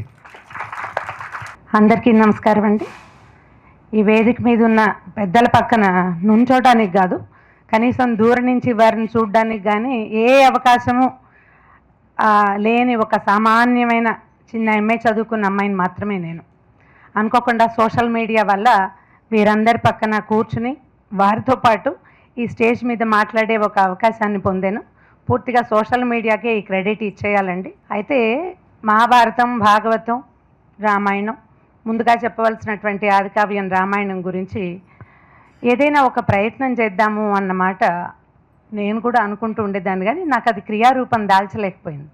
అయితే చాగంటి ప్రసాద్ గారు మాకు ఒక స్నేహితులు, వారు ఒకసారి ఈ విషయం చెప్పి నాకు లిపి యాప్ని నా ఫోన్లో డౌన్లోడ్ చేయించారు. మీరు ఏదైనా చూడండి, ఈరోజు ఒక 10 నిమిషాలు, ఇప్పుడు ఇందాక విన్న మాటే నేను ఆ రోజు విన్నా. చిన్నపిల్లల ఆటలాగా అనిపించిందండి నాకు. కానీ 2-3 రోజులు ఆడిన తర్వాత నాకు తెలిసింది నాకేం పెద్దగా తెలీదు, ఇందులో చాలా ఎక్కువ విషయం ఉందని అర్థమైంది. భారతము, రామాయణము అందరం తెలుసుకుంటూనే ఉంటాం ఎంతో కొంత. పైగా ఇటీవల ఏంటంటే ఈ 25-30 సంవత్సరాల్లో ప్రవచనకర్తల వల్ల యువత కూడా రామాయణ, భారత, భాగవతాల మీద ఎంతో కొంత అవగాహన కలిగే ఉంటుంది. పెద్దవారు శ్రీయుతులు ప్రాతస్మరణీయులు చాగంటి కోటేశ్వరరావు గారు, తర్వాత గరికపాటి నరసింహారావు గారు, అలాంటి పెద్దలతో పాటు ఏమనాలంటే యువ ప్రవచనకర్త అనాలి కేసీ గారిని. అంటే అంత బాగా చాలా వివరంగా మైన్యూట్ వివరాలు కూడా పేర్లతో సహా ఇవాల్టి యువకులకి తెలిసే అవకాశం మనకి లభించింది. కానీ భాష మీద పట్టుండే అవకాశం బొత్తిగా లేదు. ఎందుకంటే మాట్లాడేవాళ్ళు ఇప్పుడు మేమైనా మాట్లాడుతుంటే ఇంగ్లీష్ వచ్చేస్తూ ఉంటుంది. పెద్దవారు కాబట్టి జయప్రకాష్ గారు కానీ లేకపోతే సుబ్రహ్మణ్యం గారు కానీ చక్కగా ఎక్కువగా తెలుగు వచ్చేలా మాట్లాడారు. కానీ ఆ రకమైన ఇంగితము అవి ఈనాడు మాట్లాడే వ్యక్తులు ఎవరికి ఉండడం లేదు. భాషని మనం పట్టుకోవాలి అంటే ఏదో ఒక ప్రయత్నం చేయాలని సాగర్ గారు భావించటము, వారు ఇలాంటి పెద్ద ప్రయత్నాన్ని తెలుగు జాతికి అంకితం చేసినట్లుగా ఇంత చక్కగా నలుగురు ముందు ఇక్కడ మన దేశంలో మన హైదరాబాద్లోనే ఈ యాప్ లాంచ్ చేయాలని అనుకోవటం కానీ చాలా అభినందించాల్సిన విషయం. దీనికి సాగర్ గారిని నేను ఇప్పుడే కలుస్తున్నాను, ఇంతకుముందు కలవలేదు. అప్పుడు నిజానికి మహాభారతం యాప్ని నేను ప్రమోట్ చేయవలసింది కూడా నాకు అవకాశం ఇవ్వలేదు మీరు. అప్పుడు నేను ఇంకో రకంగా మాట్లాడి ఉండేదాన్ని. అయితే ఇది మహాభారతం యాప్లోనండి కొన్ని జతపరచు అలాంటివి కొన్ని పాయింట్లు ఉన్నాయి.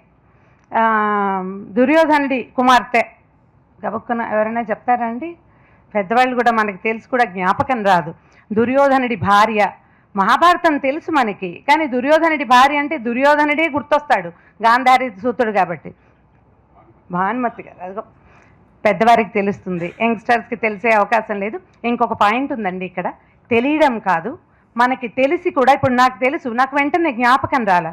ఈ జ్ఞాపకం రాకపోవటం అనేది ప్రధానమైన విషయం. మనం అందరం బ్రెయిన్ ఫాగ్లో పడి కొట్టుకుపోతున్నాం. మన మెదళ్ళని అదే 2% కాదు ఇంకా తక్కువ, ఒక చుక్క పెట్టి 10 సున్నాలు పెట్టి ఆ తర్వాత 2 పెడితే ఎంత వాడచ్చో అంతే వాడుతున్నాం మనం. ఎందుకంటే ఈ బ్లూ లైట్స్కి ఎక్కువ అట్రాక్ట్, ఈ టీవీకి, ఫోన్కి ఎక్కువగా వాటిలలో ఉండటం వల్ల ఏంటంటే బ్రెయిన్ పనిచేయటం మానేస్తుంది. మన చిన్నప్పుడు పదకేళి, పద విన్యాసం అలాంటివి బాగా వచ్చేవి, ఏవో చేస్తూ ఉండేవాళ్ళం, కొంచెం బ్రెయిన్ యాక్టివ్గా ఉండేది. స్కూళ్ళల్లో కూడా ప్రశ్నలు ఉండేవి, ఇప్పుడు అలాంటివి ఏం లేవు. లేకపోవడంతో ఏంటంటే బ్రెయిన్ వాడడం మానేస్తాం. దానివల్లే మనకు వచ్చేటువంటి ఆల్జైమర్స్, డిమెన్షియా లాంటి సమస్యలు ఎక్కువగా 40 years 40 ఏళ్లకే వచ్చేస్తాయి. ఇప్పుడు ఆడవాళ్ళు ఏం చెప్తారంటే మేనోపాజ్ వల్ల డిమెన్షియా రావచ్చు అని ఒక డాక్టర్ గారు చెప్తే ఇక అదే పాయింట్ చెప్తున్నారనమాట. నాకు కూడా కొంచెం డిమెన్షియా, అన్నిటికీ నేను మర్చిపోతున్నానంటారు, నాకు డిమెన్షియా వచ్చే అవకాశం ఉంది ఎందుకంటే 40 ఏళ్ళు వచ్చినాయి, మేనోపాజ్ వస్తుంది, అది సహజమైన విషయాలు కదా.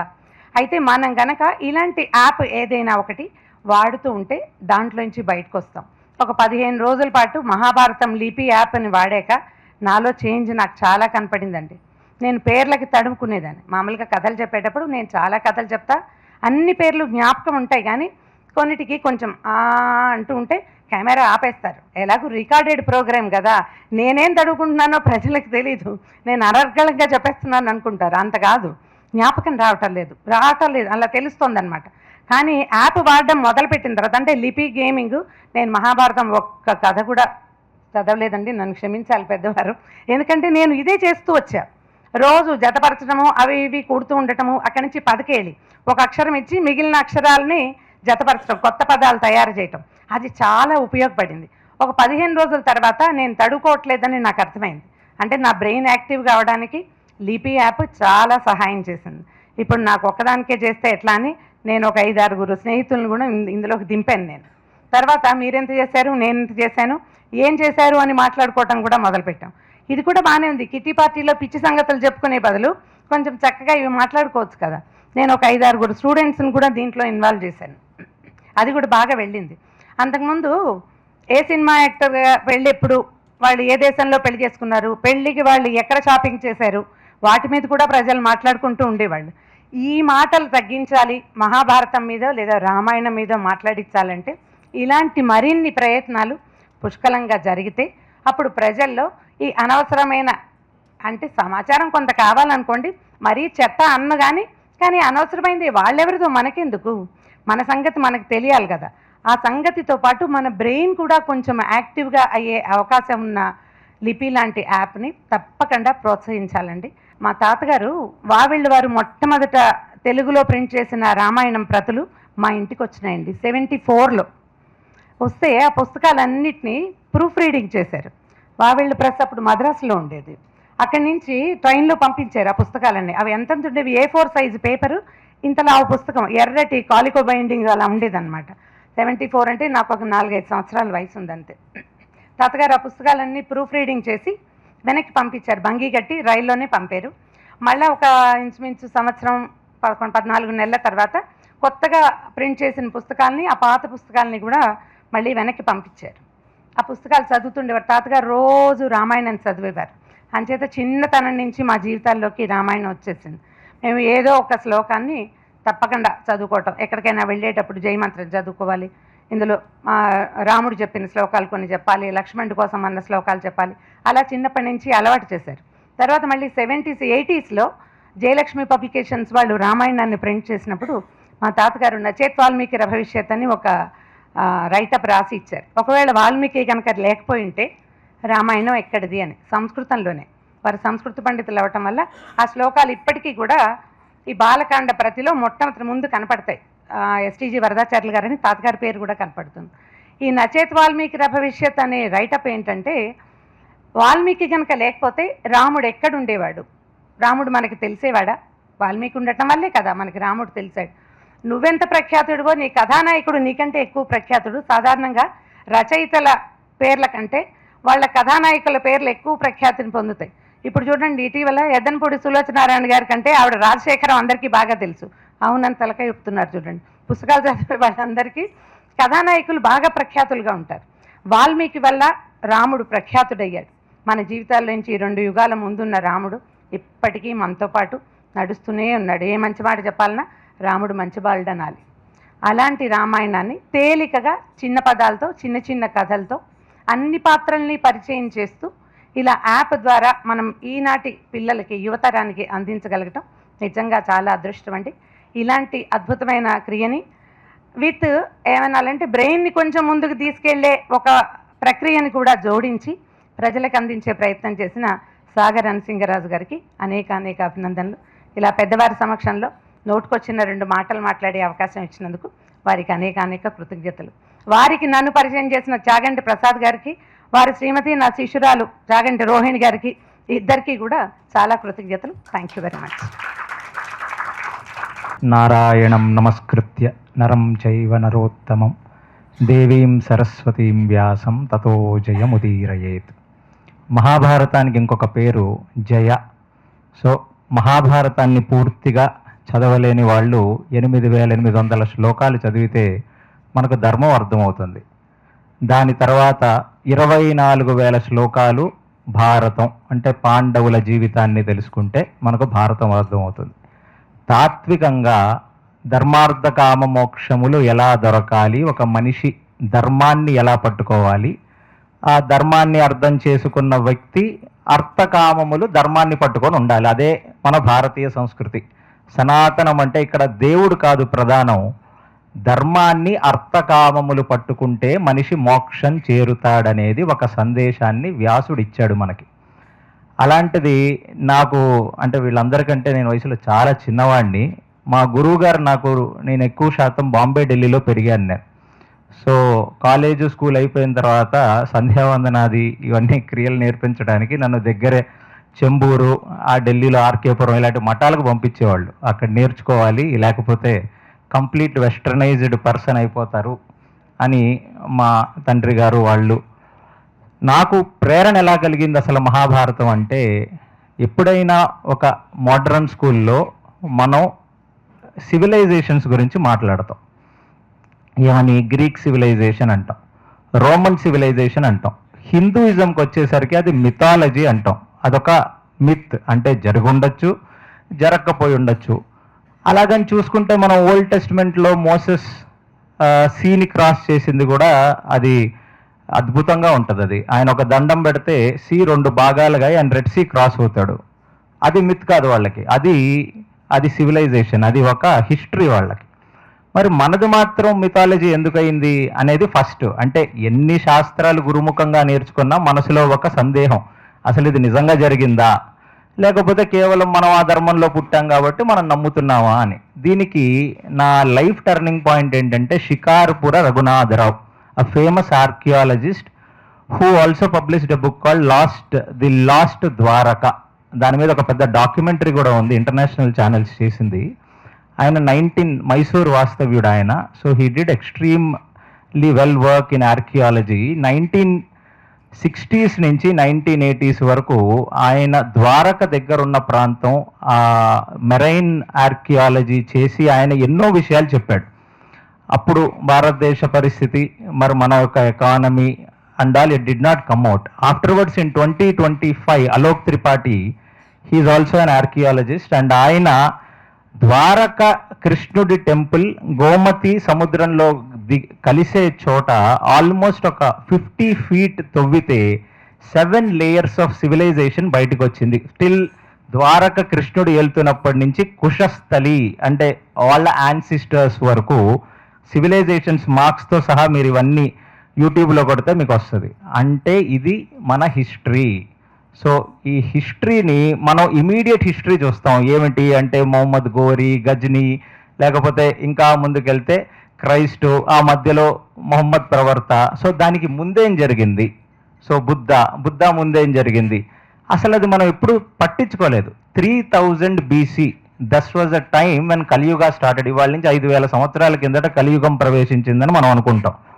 3000 BCలో కృష్ణుడు మనం నడిచిన ఈ నేల మీదనే తిరిగాడు. That is a concrete evidence because of Dwarka. So కలియుగ ప్రవేశంలో 36 years కృష్ణుడు కూడా ఉన్నాడు. ఏ రోజైతే దుర్యోధనుడు తొడలు విరిగి పడిపోయాడో కలి ప్రవేశం అక్కడే జరిగింది. సశరీరంగా కలిపురుషుడు పడిపోయి తాత్వికంగా కలి ఎంటర్ అయిపోయింది. కానీ అతను తన ప్రభావాన్ని చూపించలేకపోతున్నాడు, ఎందుకంటే శ్రీకృష్ణ పరమాత్మ ఇంకా భూమి మీద ఉన్నాడు కాబట్టి, భూభారహరణం అనే ఒక ప్రక్రియ చేయడానికి ఆయన వచ్చాడు కాబట్టి. రాముడు ధర్మాన్ని ఆచరిస్తాడు, అందుకే ధర్మ పట్టాభిషేకం రాముడికి జరుగుతుంది. కృష్ణుడు ధర్మ సంస్థాపనార్థాయ సంభవామి యుగే యుగే, ధర్మాన్ని స్థాపిస్తాడు, అందుకే ధర్మరాజుకి పట్టాభిషేకం చేస్తాడు. తను స్వయంగా పట్టాభిషేకం చేసుకోడు, ఆయన కింగ్ మేకర్ అన్నమాట. So he is like god. మీ గాడ్ ఫాదర్ సినిమాలో the character that you see, that is what exactly Krishna is. So మన హిస్టరీని మనకి ఒక మిథాలజీ అని చెప్పి జస్ట్ ఒక 1500 years అంటే క్రైస్ట్ ముందు జరిగిన హిస్టరీని మనం తవ్వి చూస్తే ఫస్ట్ యూనివర్సిటీ ఏంటి మనందరికీ ఏం గుర్తొస్తుంది? నలంద, తక్షశిల, ఇవే కదా గుర్తొస్తాయి అందరికీ. అసలు మన ఫస్ట్ యూనివర్సిటీ అనేది నైమిషారణ్యంలో ఉంది. ఆ నైమిషారణ్యంలో మీరు ఏ పురాణం చదివినా సూత గోస్వామి సౌనకాది మునులకు చెప్తుండగా అని పురాణం మొదలవుతుంది. అది గణపతి మీరు చేసే పూజ దగ్గర నుంచి. సో వ్యాసుడు కలియుగంలో ఉన్న మనుషులకు ఇంత వేదం, ఇన్ని ఉపనిషత్తులు, వేదాంత సారాలన్నీ అర్థం కావు కాబట్టి కేవలం మహాభారతం ఒకటే, దానికి ఇలభాగం హరివంశం, అందులో అంతర్భాగమే భగవద్గీత, ఇది ఒక్కటి కరెక్ట్గా తెలుసుకుంటే మనిషి బ్రతకడం తెలుసుకుంటాడు అనే ఒక విషయాన్ని కలియుగంలో ఉన్న మనుషులందరికీ ఇవ్వటానికి ఇంత పెద్ద ప్రయత్నం చేశాడు. And one of the marvellous screen play అది. ఎందుకంటే నాకు అలాంటి ఒక బుక్, అంటే సినిమా పిచ్చి ఉన్న వాళ్ళందరికీ అసలు మహాభారతంలో వ్యాసుడు డీకోడ్ చేస్తున్న స్క్రీన్ ప్లే చూస్తే one of the best screen play అనిపిస్తుంది మనకు వ్యాసుడిది. సో మన హిస్టరీని మనం ఎప్పుడైతే మర్చిపోతామో మనకి దాని ఇంపార్టెన్స్ తెలియదు. ప్లస్ నేను ప్రపంచంలో చాలా దేశాలకి బికాజ్ ఆఫ్ మై వర్క్ నేను ట్రావెల్ చేసిన తర్వాత ఒక్క యునీక్నెస్ ఏంటంటే ఫ్యామిలీ కల్చర్స్ అనేవి ఏ దేశంలో కూడా మీకు భారతదేశంలో ఉన్నంత ఫ్యామిలీ కల్చర్స్ కనబడవు ఇక్కడ. ఎందుకంటే వీళ్ళకి రామాయణ మహాభారతాలు వాళ్ళ జీవనానికి ఒక ఆధారం. అందుకనే హిందువుల్లో ఎందరో దేవుళ్ళు ఉంటారు, దేవుడు ఎవరు అనేది ప్రధానం కాదు, మనిషి ఎలా బ్రతకాలి, అసలు ధర్మం అంటే ఏమిటి అనేది ప్రధానం. మళ్ళీ ధర్మం అనేది పొద్దున ఒక ధర్మం, మధ్యాహ్నం ఒక ధర్మం, రాత్రి ఒక ధర్మం, గృహస్థకు ఒక ధర్మం, బ్రహ్మచారికి ఒక ధర్మం, ఉపాధ్యాయుడికి ఒక ధర్మం, విద్యార్థికి ఒక ధర్మం. ధర్మం మారుతూ ఉంటుంది, సత్యం మాత్రమే మారదు. అలాంటి ధర్మాచరణ అనేది ఒక మనిషి నేర్చుకుంటే మన జీవితాల్లో ఎన్నో రకాల మార్పులు జరుగుతాయి. ఒక చిన్న ఉదాహరణ మీకు ఎలాగా అంటే, గామావిశ్యచ భూతాని ధారయామ్యహమౌజస పుష్ణామి ఔషధీ సర్వాహ సోమో భూత్వ రసాత్మక. 15వ అధ్యాయంలో భగవద్గీత శ్లోకం. ఏమని చెప్తున్నాడు కృష్ణుడు? నేను ఈ ప్రకృతిలో భూమి లోపల ప్రవేశించి ఓజస్సును పెంచుతాను. అలా మనం తినే ప్రతి వెజిటబుల్లో ఫ్రూటో ఔషధీ గుణములను పెంచుతానంటే టేస్ట్ని ఇస్తానని చెప్తున్నాడు. ఇవాళ మనం ఈ సూర్యకిరణాలు లేకుండా ఈ ఇజ్రాయెల్ టెక్నాలజీ ద్వారా మనం ఫ్రూట్స్ మన వెజిటబుల్స్ అంతా కూడా ఏమంటారు దాన్ని సో దాంట్లో పెంచుతాం. వాటిలో టేస్ట్ ఏది ఉండదు. సో మనకి ఇప్పటికీ సైన్స్కి తెలియదు ఫోటోసింథసిస్ వల్ల మాత్రమే ఒక వెజిటబుల్ ఒక ప్లాంట్ గ్రో అవుతుందని మనం అనుకుంటాం. కానీ భగవద్గీతలో కృష్ణుడు చెప్తున్నాడు కేవలం చంద్రుడి యొక్క స్పర్శ, చంద్రకిరణ స్పర్శ చేతనే మీరు తినే బీరకాయకి మీరు తినే సొరకాయకి ఆ టేస్ట్ వస్తుంది. సో అలాంటిది మనం మన హిస్టరీని ఎప్పుడైతే మర్చిపోతామో అప్పుడు ఆ దేశంలో మిగతా కల్చర్ అనేది డిట్యూరేట్ అయిపోతూ ఉంటుంది. ఈ కుటుంబ వ్యవస్థ కూడా గడిచిన 10-20 ఇయర్స్లోనే డిట్యూరేట్ అవుతూ వస్తుంది. ఇలాంటి కుటుంబ వ్యవస్థ మనకి ఏ దేశంలోనూ కనపడదు. అంత స్ట్రాంగ్ పునాదిగా మనకి మన పూర్వీకులు మన ఋషులైన వ్యాసుడు, వాల్మీకి ఇట్లాంటి వాళ్ళందరూ ఇచ్చారు. సో మోడ్రన్ పీపుల్కి మహాభారత రామాయణాల వల్ల పర్సనాలిటీ డెవలప్మెంట్ అది ఎంతగానో ఉపయోగపడుతుంది. అందరికంటే ముందు ఏంటంటే సనాతన రిసర్జెన్స్ అనేది జరుగుతుంది. ఈ 2015 తర్వాత చాలా స్టేట్స్లో చాలామంది చాలా రకాల వీడియోలు చేసి మళ్ళీ మన యొక్క వైభవాన్ని బయటికి తీసుకొచ్చే ప్రయత్నం చేస్తున్నారు. సో భారతదేశానికి I feel there is a golden age where we will understand our shastras very well and try to implement it for our own well being. So అలాంటి ఒక ప్రయత్నంగా నాకు మహాభారతం అనేది when I wanted to speak Mahabharatam దానికి almost ఒక 4-5 books నేను తీసుకొని దాంట్లో రకరకాల ఏఐ టూల్స్ వాడాను. అసలు ఇది ఓపెన్గా మీకు చెప్పాలి because I come from an IT background. So Copilot, Gemini, ChatGPT ఇలాంటివి అన్నీ చాలా విగరస్లీ వాడి దాన్ని కన్సాలిడేటెడ్ వర్షన్ తీసుకురావడానికి చాలా కష్టపడేవాడిని. ఐ కంగ్రాచులేట్ సాగర్ గారు బికాజ్ వ్యాస హృదయాన్ని చాలా తేలిగ్గా ఒక యాప్ రూపంలో తీసుకొచ్చారు. But he would have also done a lot of research. ఆయనే ఒక ఏఐ సంస్థ పెట్టి కాలిఫోర్నియాలో, he is also from IT field. ఇవాళ అసలు ఒక వ్యక్తి లిపి యాప్స్లోకి వెళ్తే చాలా తేలిగ్గా ఒక్కొక్క క్యారెక్టర్ ఈజీగా అర్థం చేసుకోగలడు. ఇవాళ మనందరిలో చాలా మందికి డౌట్, కర్ణుడు మంచివాడా చెడ్డవాడా, గాంధారి శాపం నిజంగా ఫలించిందా ఫలించలేదా, భీముడు తిండిపోతా జ్ఞానవంతుడా, ఇలాంటివి ఎంతగానో రీసెర్చ్ చేసి తెలుసుకోవాల్సింది లిపి యాప్లో one of the most authentic source of Mahabharatam నాకైతే కనపడింది. నేను చాలా చాలా లెవెల్స్లో దాన్ని స్క్రూటినైజ్ చేసి వ్యాలిడేట్ చేశాను and I'm highly impressed with this research.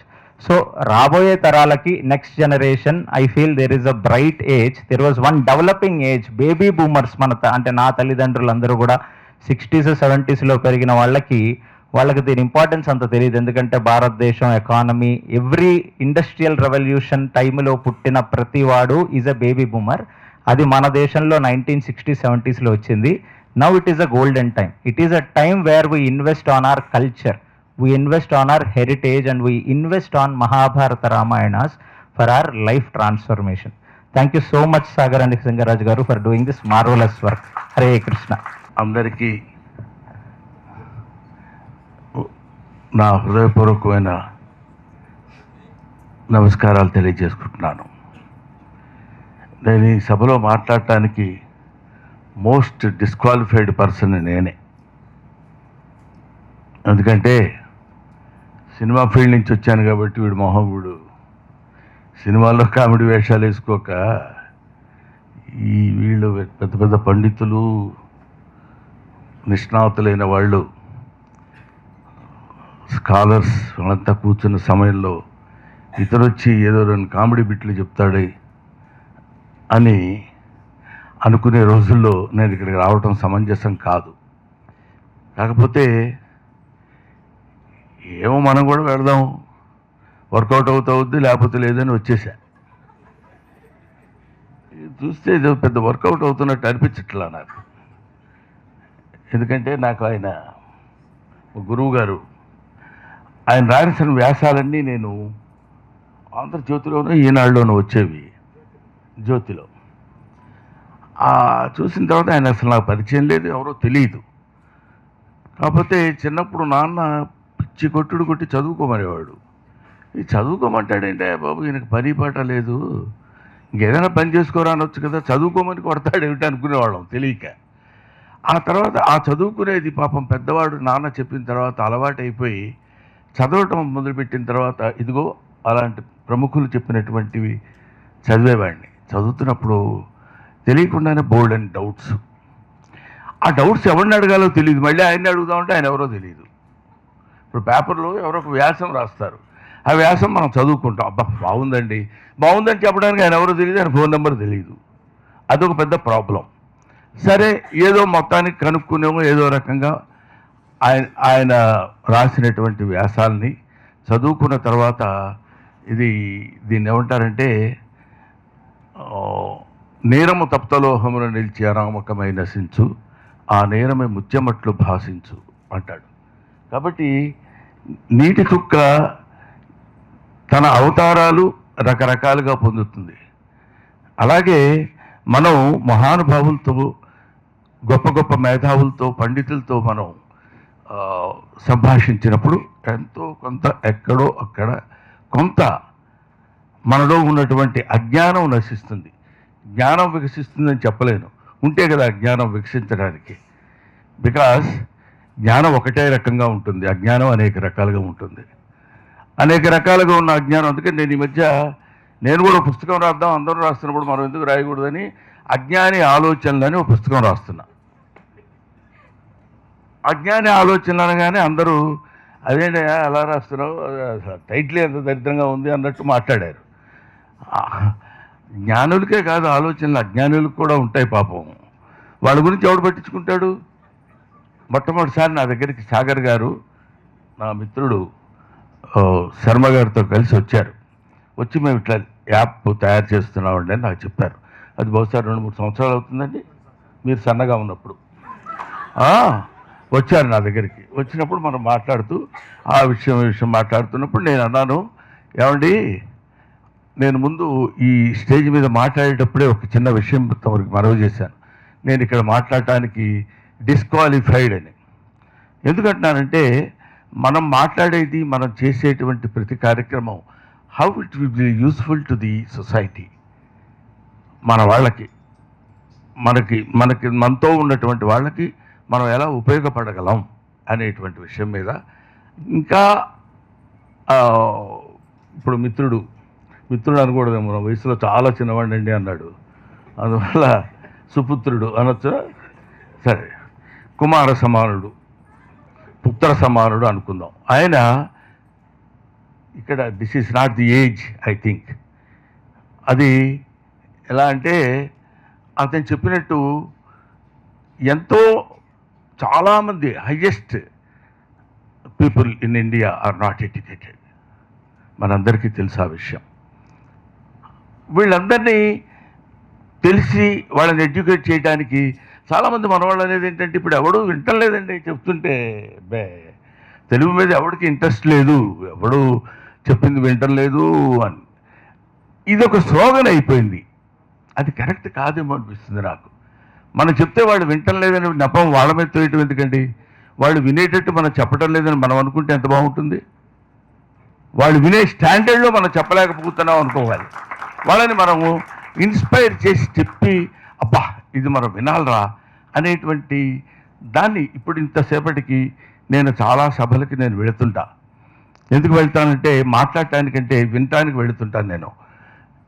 ఇవాళ ఇందాక అదే మా అబ్బాయితో అన్నాను, చైతన్యతో ఏమన్నానంటే, నేను నిన్ను వినటానికి వచ్చానయ్యా అన్నాను. చాలా అనర్గళంగా అన్ని వాటి మీద చాలా లాజికల్గా మాట్లాడతాడంటే తెలుసుకుందామని. ఎందుకంటే చాలా లాజిక్స్ నాకు అర్థమై చావట్లా. ఇందాక మీరు అన్నారు ఇప్పుడు రాముడు, తర్వాత ఇప్పుడు వైష్ణవుడు, ఆయన ఎవరు, శివుడు వైష్ణవుడు, శివుడు విష్ణువు ఒకటే అనే భావన కదా మనకు మొదటి నుంచి చెప్పింది. కిమస్తిమాలాం కిం కౌత్సవంగా కిం కాలకూట విష కిం యశోదస్తర్య. తిక్కన సమయాదంతటి మహాపండితుడు స్వామివారి దగ్గరికి వెళ్ళి నమస్కరించుకుంటే ఎవరికి నమస్కారం చేయాలి? శివుడికే విష్ణుమూర్తికే, ఎందుకంటే వాళ్ళిద్దరి రూపం అందులో కనిపిస్తుందని. ఇవాళ ఆయన వేరు ఈయన వేరు అని కొట్టుకునేటువంటి స్థితి ఏర్పడింది. అందువల్ల ఇద్దరూ కలిసి చక్కగా తోడుకునే సమయంలో మళ్ళీ దాన్ని విడగొట్టడానికి ప్రయత్నం చేయడం అనేది అదో రకమైన కొంచెం ఇబ్బందికరమైన స్థితిని ఇవాళ మనం అనుభవిస్తున్నాం. కాబట్టి మనం తెలుసుకోవాల్సినటువంటి విషయం ఏంటంటే, ఇక్కడ మన పాండిత్యం తెలియపరచడం కంటే మనకి తెలిసిన అంతో ఇంతో పాండిత్యం వాళ్ళకి ఎలా ఉపయోగపడాలి, ముఖ్యంగా యంగ్స్టర్స్కి ఎలా ఉపయోగపడాలి. ఎందుకంటే ఇది బ్రహ్మానందం చాలా నాలెడ్జ్ తెలుసుకున్నాడు, వీడికి తెలిసిన నాలెడ్జ్ వాడికి ఏదో చెప్పాడు, వీళ్ళు కలిసి తెలుసుకున్నారు, సాయంత్రానికి వాళ్ళు భోజనం పెడితే తినేసి చేతులు కడుకు చాలా బాగున్నాయి ఫుడ్ అని చెప్పి వెళ్ళిపోవడం కాదు కదండి కావాల్సింది. మన జీవితాన్ని ఎంతో కొంత మనం దేశానికి ఎలా ఉపయోగపడగలుగుతున్నాం అనేది, పెద్ద దేశానికి దేశ సేవ చేయడానికి అంతటి శక్తి మనకి లేకపోయినా మనం తెలుసుకోవాల్సినటువంటి విషయం ఏంటంటే, మనకు తెలిసిన విషయాన్ని వాడికి తెలిసే విధంగా చెప్పి, ఇది కరెక్టు అని చెప్పకుండా ఏది కరెక్టో అతనికి వదిలేయాలి. అది మనం చెయ్యం. ఎంతసేపటికి అక్కడికి వెళ్ళగానే ఒక పోతనామాచుడి గురించి చెప్పడం, ఆయన అంత అద్భుతమైనటువంటి వ్యక్తి, ఆయన ఎంత గొప్పవాడు అని ఇతనికి తెలిసిన పద్యాలన్నీ ఆయన దగ్గర, ఆయన కవిత్వంలో చదివినటువంటి రచించినటువంటి పద్యాలన్నీ మనకు తెలిసి ఉండడం వల్ల అవన్నీ మనం అద్భుతంగా చదివి వినిపించి, చూడబ్బా ఎంత గొప్పవాడయ్యా, ఇతని దగ్గర ఎంత నాలెడ్జ్ ఉంది అని అనిపించుకోవడం కోసం ప్రయత్నం చేయొద్దని మహామహులైనటువంటి పండితులకి విద్యావేత్తలకి నా హృదయపూర్వకమైన విన్నపం. అది కాదు మనకు కావాల్సింది, వాడికి తెలియాలి. తల్లి నేను తలంచి పుస్తకము చేతన్ పూనితిన్, నీవు నా యుల్లంబొందున నిలిచి సుశబ్దంబుల్ శోభిల్లంబల్కుము, ఇష్టం వచ్చినట్టు వాగటం కాకుండా సుశబ్దంబుల్ శోభిల్లంబల్కుము, మంచి మాటలు శోభిల్లే విధంగా, ఆహా ఎంత గొప్పగా మాట్లాడుతున్నాడయ్యా అనే విధంగా శోభిల్లంబల్కుము, నాదు వాక్కునను సంప్రీతిన్, ప్రేమతో తల్లి జగన్మోహిని పుల్లాబ్జాక్షి సరస్వతి భగవతి పూర్ణేందు బింబానన అంటాడు. ఎంత వినయం, అంతటి మహానుభావుడు. సరస్వతి స్తన్యాన్ని యథావిధిగా కోరినటువంటి సాహిత్యపు వాళ్ళలో, అంటే సాహిత్యపు శిఖరాగ్రంలో ఉన్నటువంటి మహనీయుడు బొమ్మెర పోతనామాచ్యుడు. ఆయన చెప్పినటువంటి మాటలు, ఆయన చెప్పిన పద్యాలు, ఆ పద్యాల్లో ఉన్నటువంటి విరుపులు, ఇవన్నీ మనకి తెలిసినట్టు చెప్పడం కాదు, నాకు ఇవన్నీ తెలుసని మీకు చెప్పడం కాకుండా, అందులో ఉన్నటువంటి స్వారస్యాన్ని అందంగా చిన్నపిల్లలకి వాళ్ళకి అర్థమయ్యే విధంగా చెప్పగలిగితే, ఓహో ఇది కదా బొమ్మెర పోతన చెప్పాడు మనకి అని, ఇది కదా బొమ్మెర పోతనామాచ్యుడు మనకి చెప్పినటువంటి విషయం, ఇది కదా గొప్పవాళ్ళు చెప్పినటువంటి విషయం. ఎన్నో ఎన్నో ఎన్నో ఎన్నో పద్యాలు ఉన్నాయి. ఎంత అందంగా చెప్పాడండి. ఎవ్వని చేజనించు జగం ఎవ్వని ఎందుండు, ఇందు పరమేశ్వరుడెవ్వడు, మూల కారణం ఎవడు, అనాది మధ్యలేడెవ్వడు, సర్వము తానైన వాడెవ్వడు, అంతటితో ఆగల వాని ఆత్మభవు ఈశ్వరునే శరణంబు వేడదన్. ఈశ్వరుడు అంటే మెళ్ళో పాములు వేసుకొని తిరిగే బ్యాచ్ అని కాదు. ఈశ్వర శబ్దానికి విశ్వనాథానికి ఉన్న తేడా ఉంటుంది. విశ్వనాథుడు వేరు, విశ్వనాదం వేరు. ఇందాక ఆయన చెప్పారు, ఇది విశ్వనాదం అంటే ఓంకార శబ్దం విశ్వనాదం. విశ్వానికి నాథుడైన వాడు విశ్వనాథుడు. అలాగా అత్యద్భుతమైనటువంటి సాహిత్యాన్ని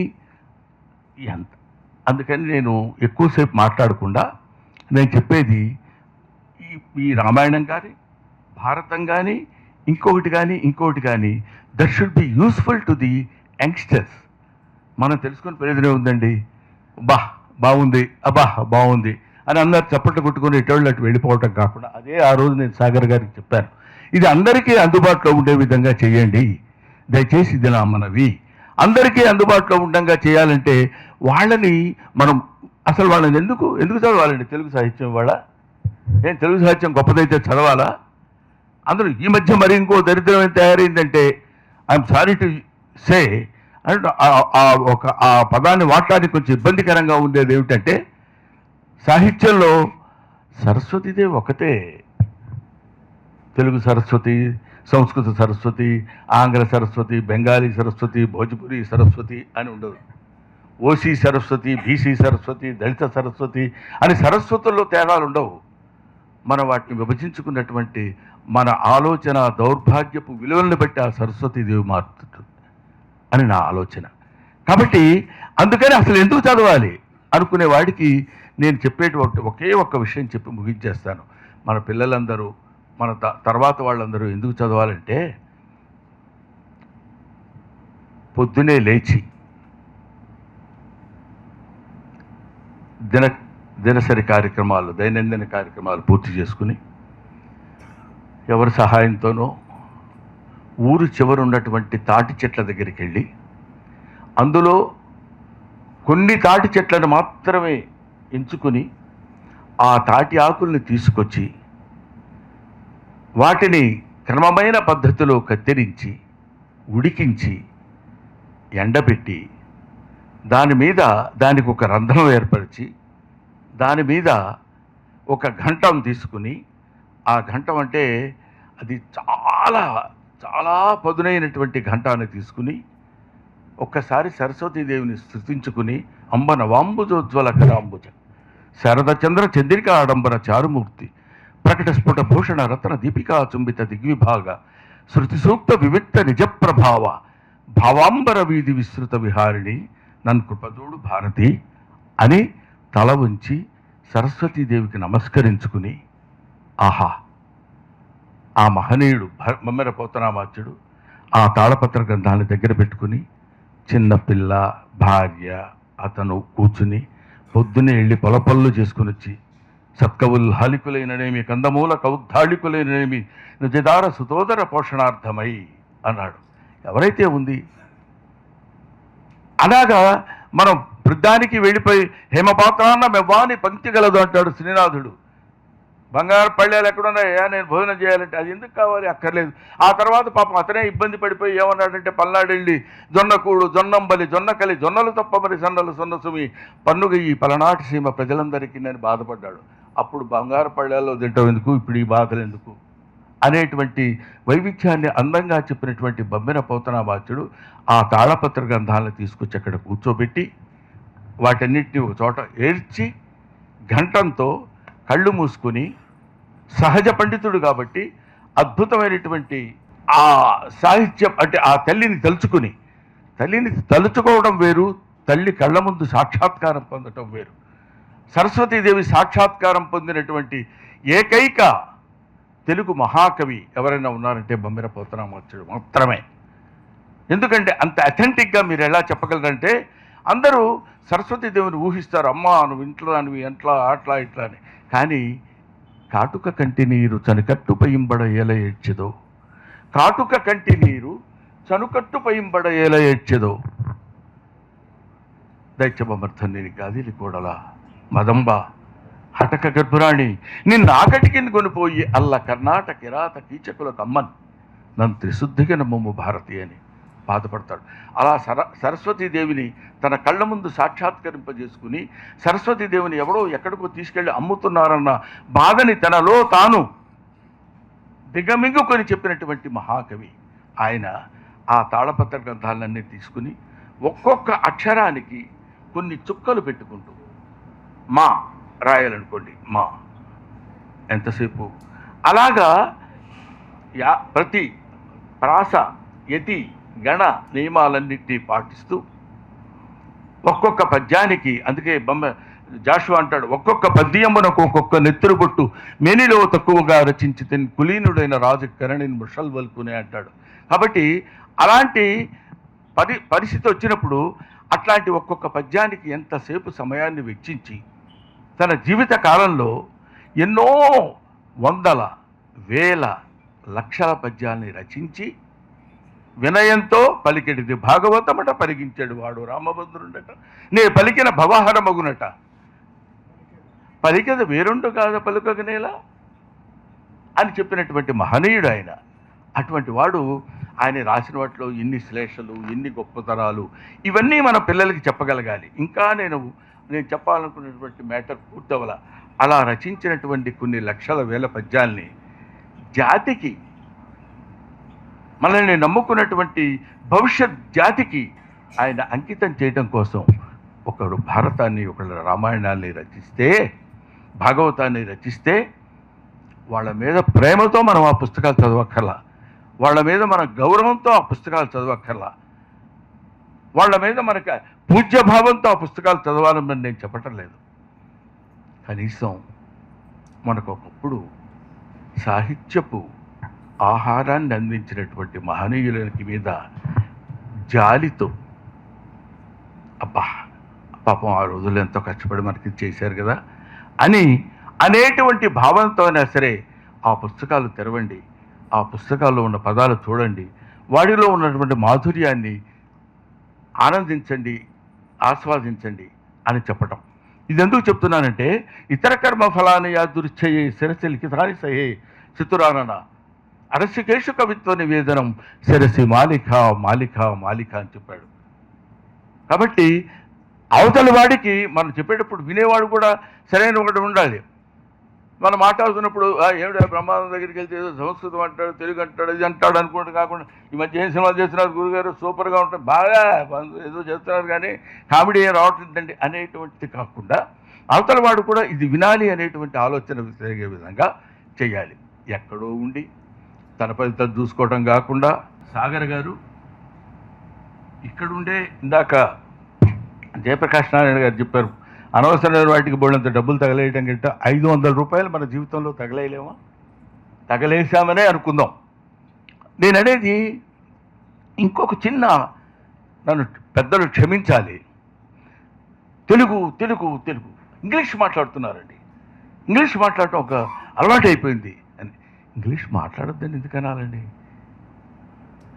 మనం ఎయిర్పోర్ట్కి వెళ్ళి ఇమిగ్రేషన్ పూర్తి చేయాలి, కన్నెగంటి బ్రహ్మానందం రాసుకోండి సార్ అంటే కుదరదు కదా, తెలుగులో రాస్తే ఒప్పుకోరు, ఇంగ్లీష్లోనే రాయాలి. So it is called as international language, should learn it, but don't neglect Telugu అని. మన తెలుగుతనాన్ని, మన తెలుగు సాహిత్యాన్ని, మన తెలుగు సంస్కృతిని, మన తెలుగు యొక్క గొప్పతనాన్ని మనం మర్చిపోకుండా ఉండాలి. మనం మర్చిపోకుండా ఉండటం అంటే మనలాంటి వాళ్ళం మర్చిపోయినా పర్వాలేదు. కాబట్టి భవిష్యత్తులో ఉన్నటువంటి చిన్న పిల్లలు కూడా వాళ్ళకి తెలుగుతనం అంటే రుచి చూపించాలి. అప్పుడే పుట్టిన పిల్లవాడికి ఆవకాయ పచ్చడి చెప్తే ఏమర్థం అవుతుంది? ఇందాక మాస్టర్ చెప్పినట్టు అర్జునగాంచి భూమిసునుడు అని ఆ పద్యం చదివి వినిపిస్తే ఆహా, ఇప్పుడు ఒక శబ్దమాధుర్యం, అర్థమాధుర్యం అని ఉంటుంది. శబ్దమాధుర్యం అంటే వక్ర పరాక్రమ క్రమ వినిచితారాతి గజేంద్రపద కంఠీర్వంపులకు భీష్మ ద్రోణ కర్ణ శోభల జయేంద్ర భూతిశ్రావాది పరివేక్షితగల సామ్రాజ్య రమా దురంధరుడైన సుయోధన సార్వభౌముని మానసమ సైతమాకర్షించిన ఈ మహేసభ అనగానే చప్పట్లు కొడతారు. అది చూసారా, కొట్టారు. ఎందుకు కొట్టారు తెలుసా? ఒక్క ముక్క అర్థం కాదు వాళ్ళకి. అర్థమై కొట్టారా? లేదు. చాలా బాగుందని కొట్టారా? లేదు. కాకపోతే ఆ చదివిన విధానంలో కానీ, ఆ చెప్పినటువంటి విధానంలో కానీ మనం తెలుగు వాళ్ళం అంటే ఇప్పుడు కాదండి, నా చిన్నతనంలో కూడా తెలుగు మాస్టర్ అంటే లోకువా. ఎందుకంటే నీకు 5 నిమిషాలు గాలి కావాలా, ఒక 5 కిలోలు బంగారం కావాలా అని అడిగా అనుకోండి, గాలి ఎవరికి కావాలా, బంగారం ఇచ్చేయండి అంటాం. 5 నిమిషాల్లో 3 నిమిషాలు గాలి లేకపోతే చచ్చిపోతాం మనం. అది దాని వాల్యూ తెలియక, అది మనకి అయాచితంగా ఎప్పుడు ఏదైతే మన దగ్గరికి వస్తుందో దాని వాల్యూ తెలియదు. ఏంటో గొడవ చేస్తున్నావు అక్కడ, వెధవ స్కూల్ టీచర్ అని తిడుతున్నాడు అనుకోండి. నేను ఎప్పుడు గొడవ చేశాను సార్? నేను గొడవ చేయలేదండి. నార్మల్ అదే వేషాలు నువ్వు మాట్లాడడానికి చూడలేదా? ఏం చూశారు సార్, నేను ఎవరితో మాట్లాడాను అంటాడు. ఇంతసేపు డిస్కషన్ జరుగుతుంది. అది English master, what making hell of noise, that stupid, sit down, what are you talking అన్నాడు అనుకోండి, వాడికి రాదు అంటాడు అంతే.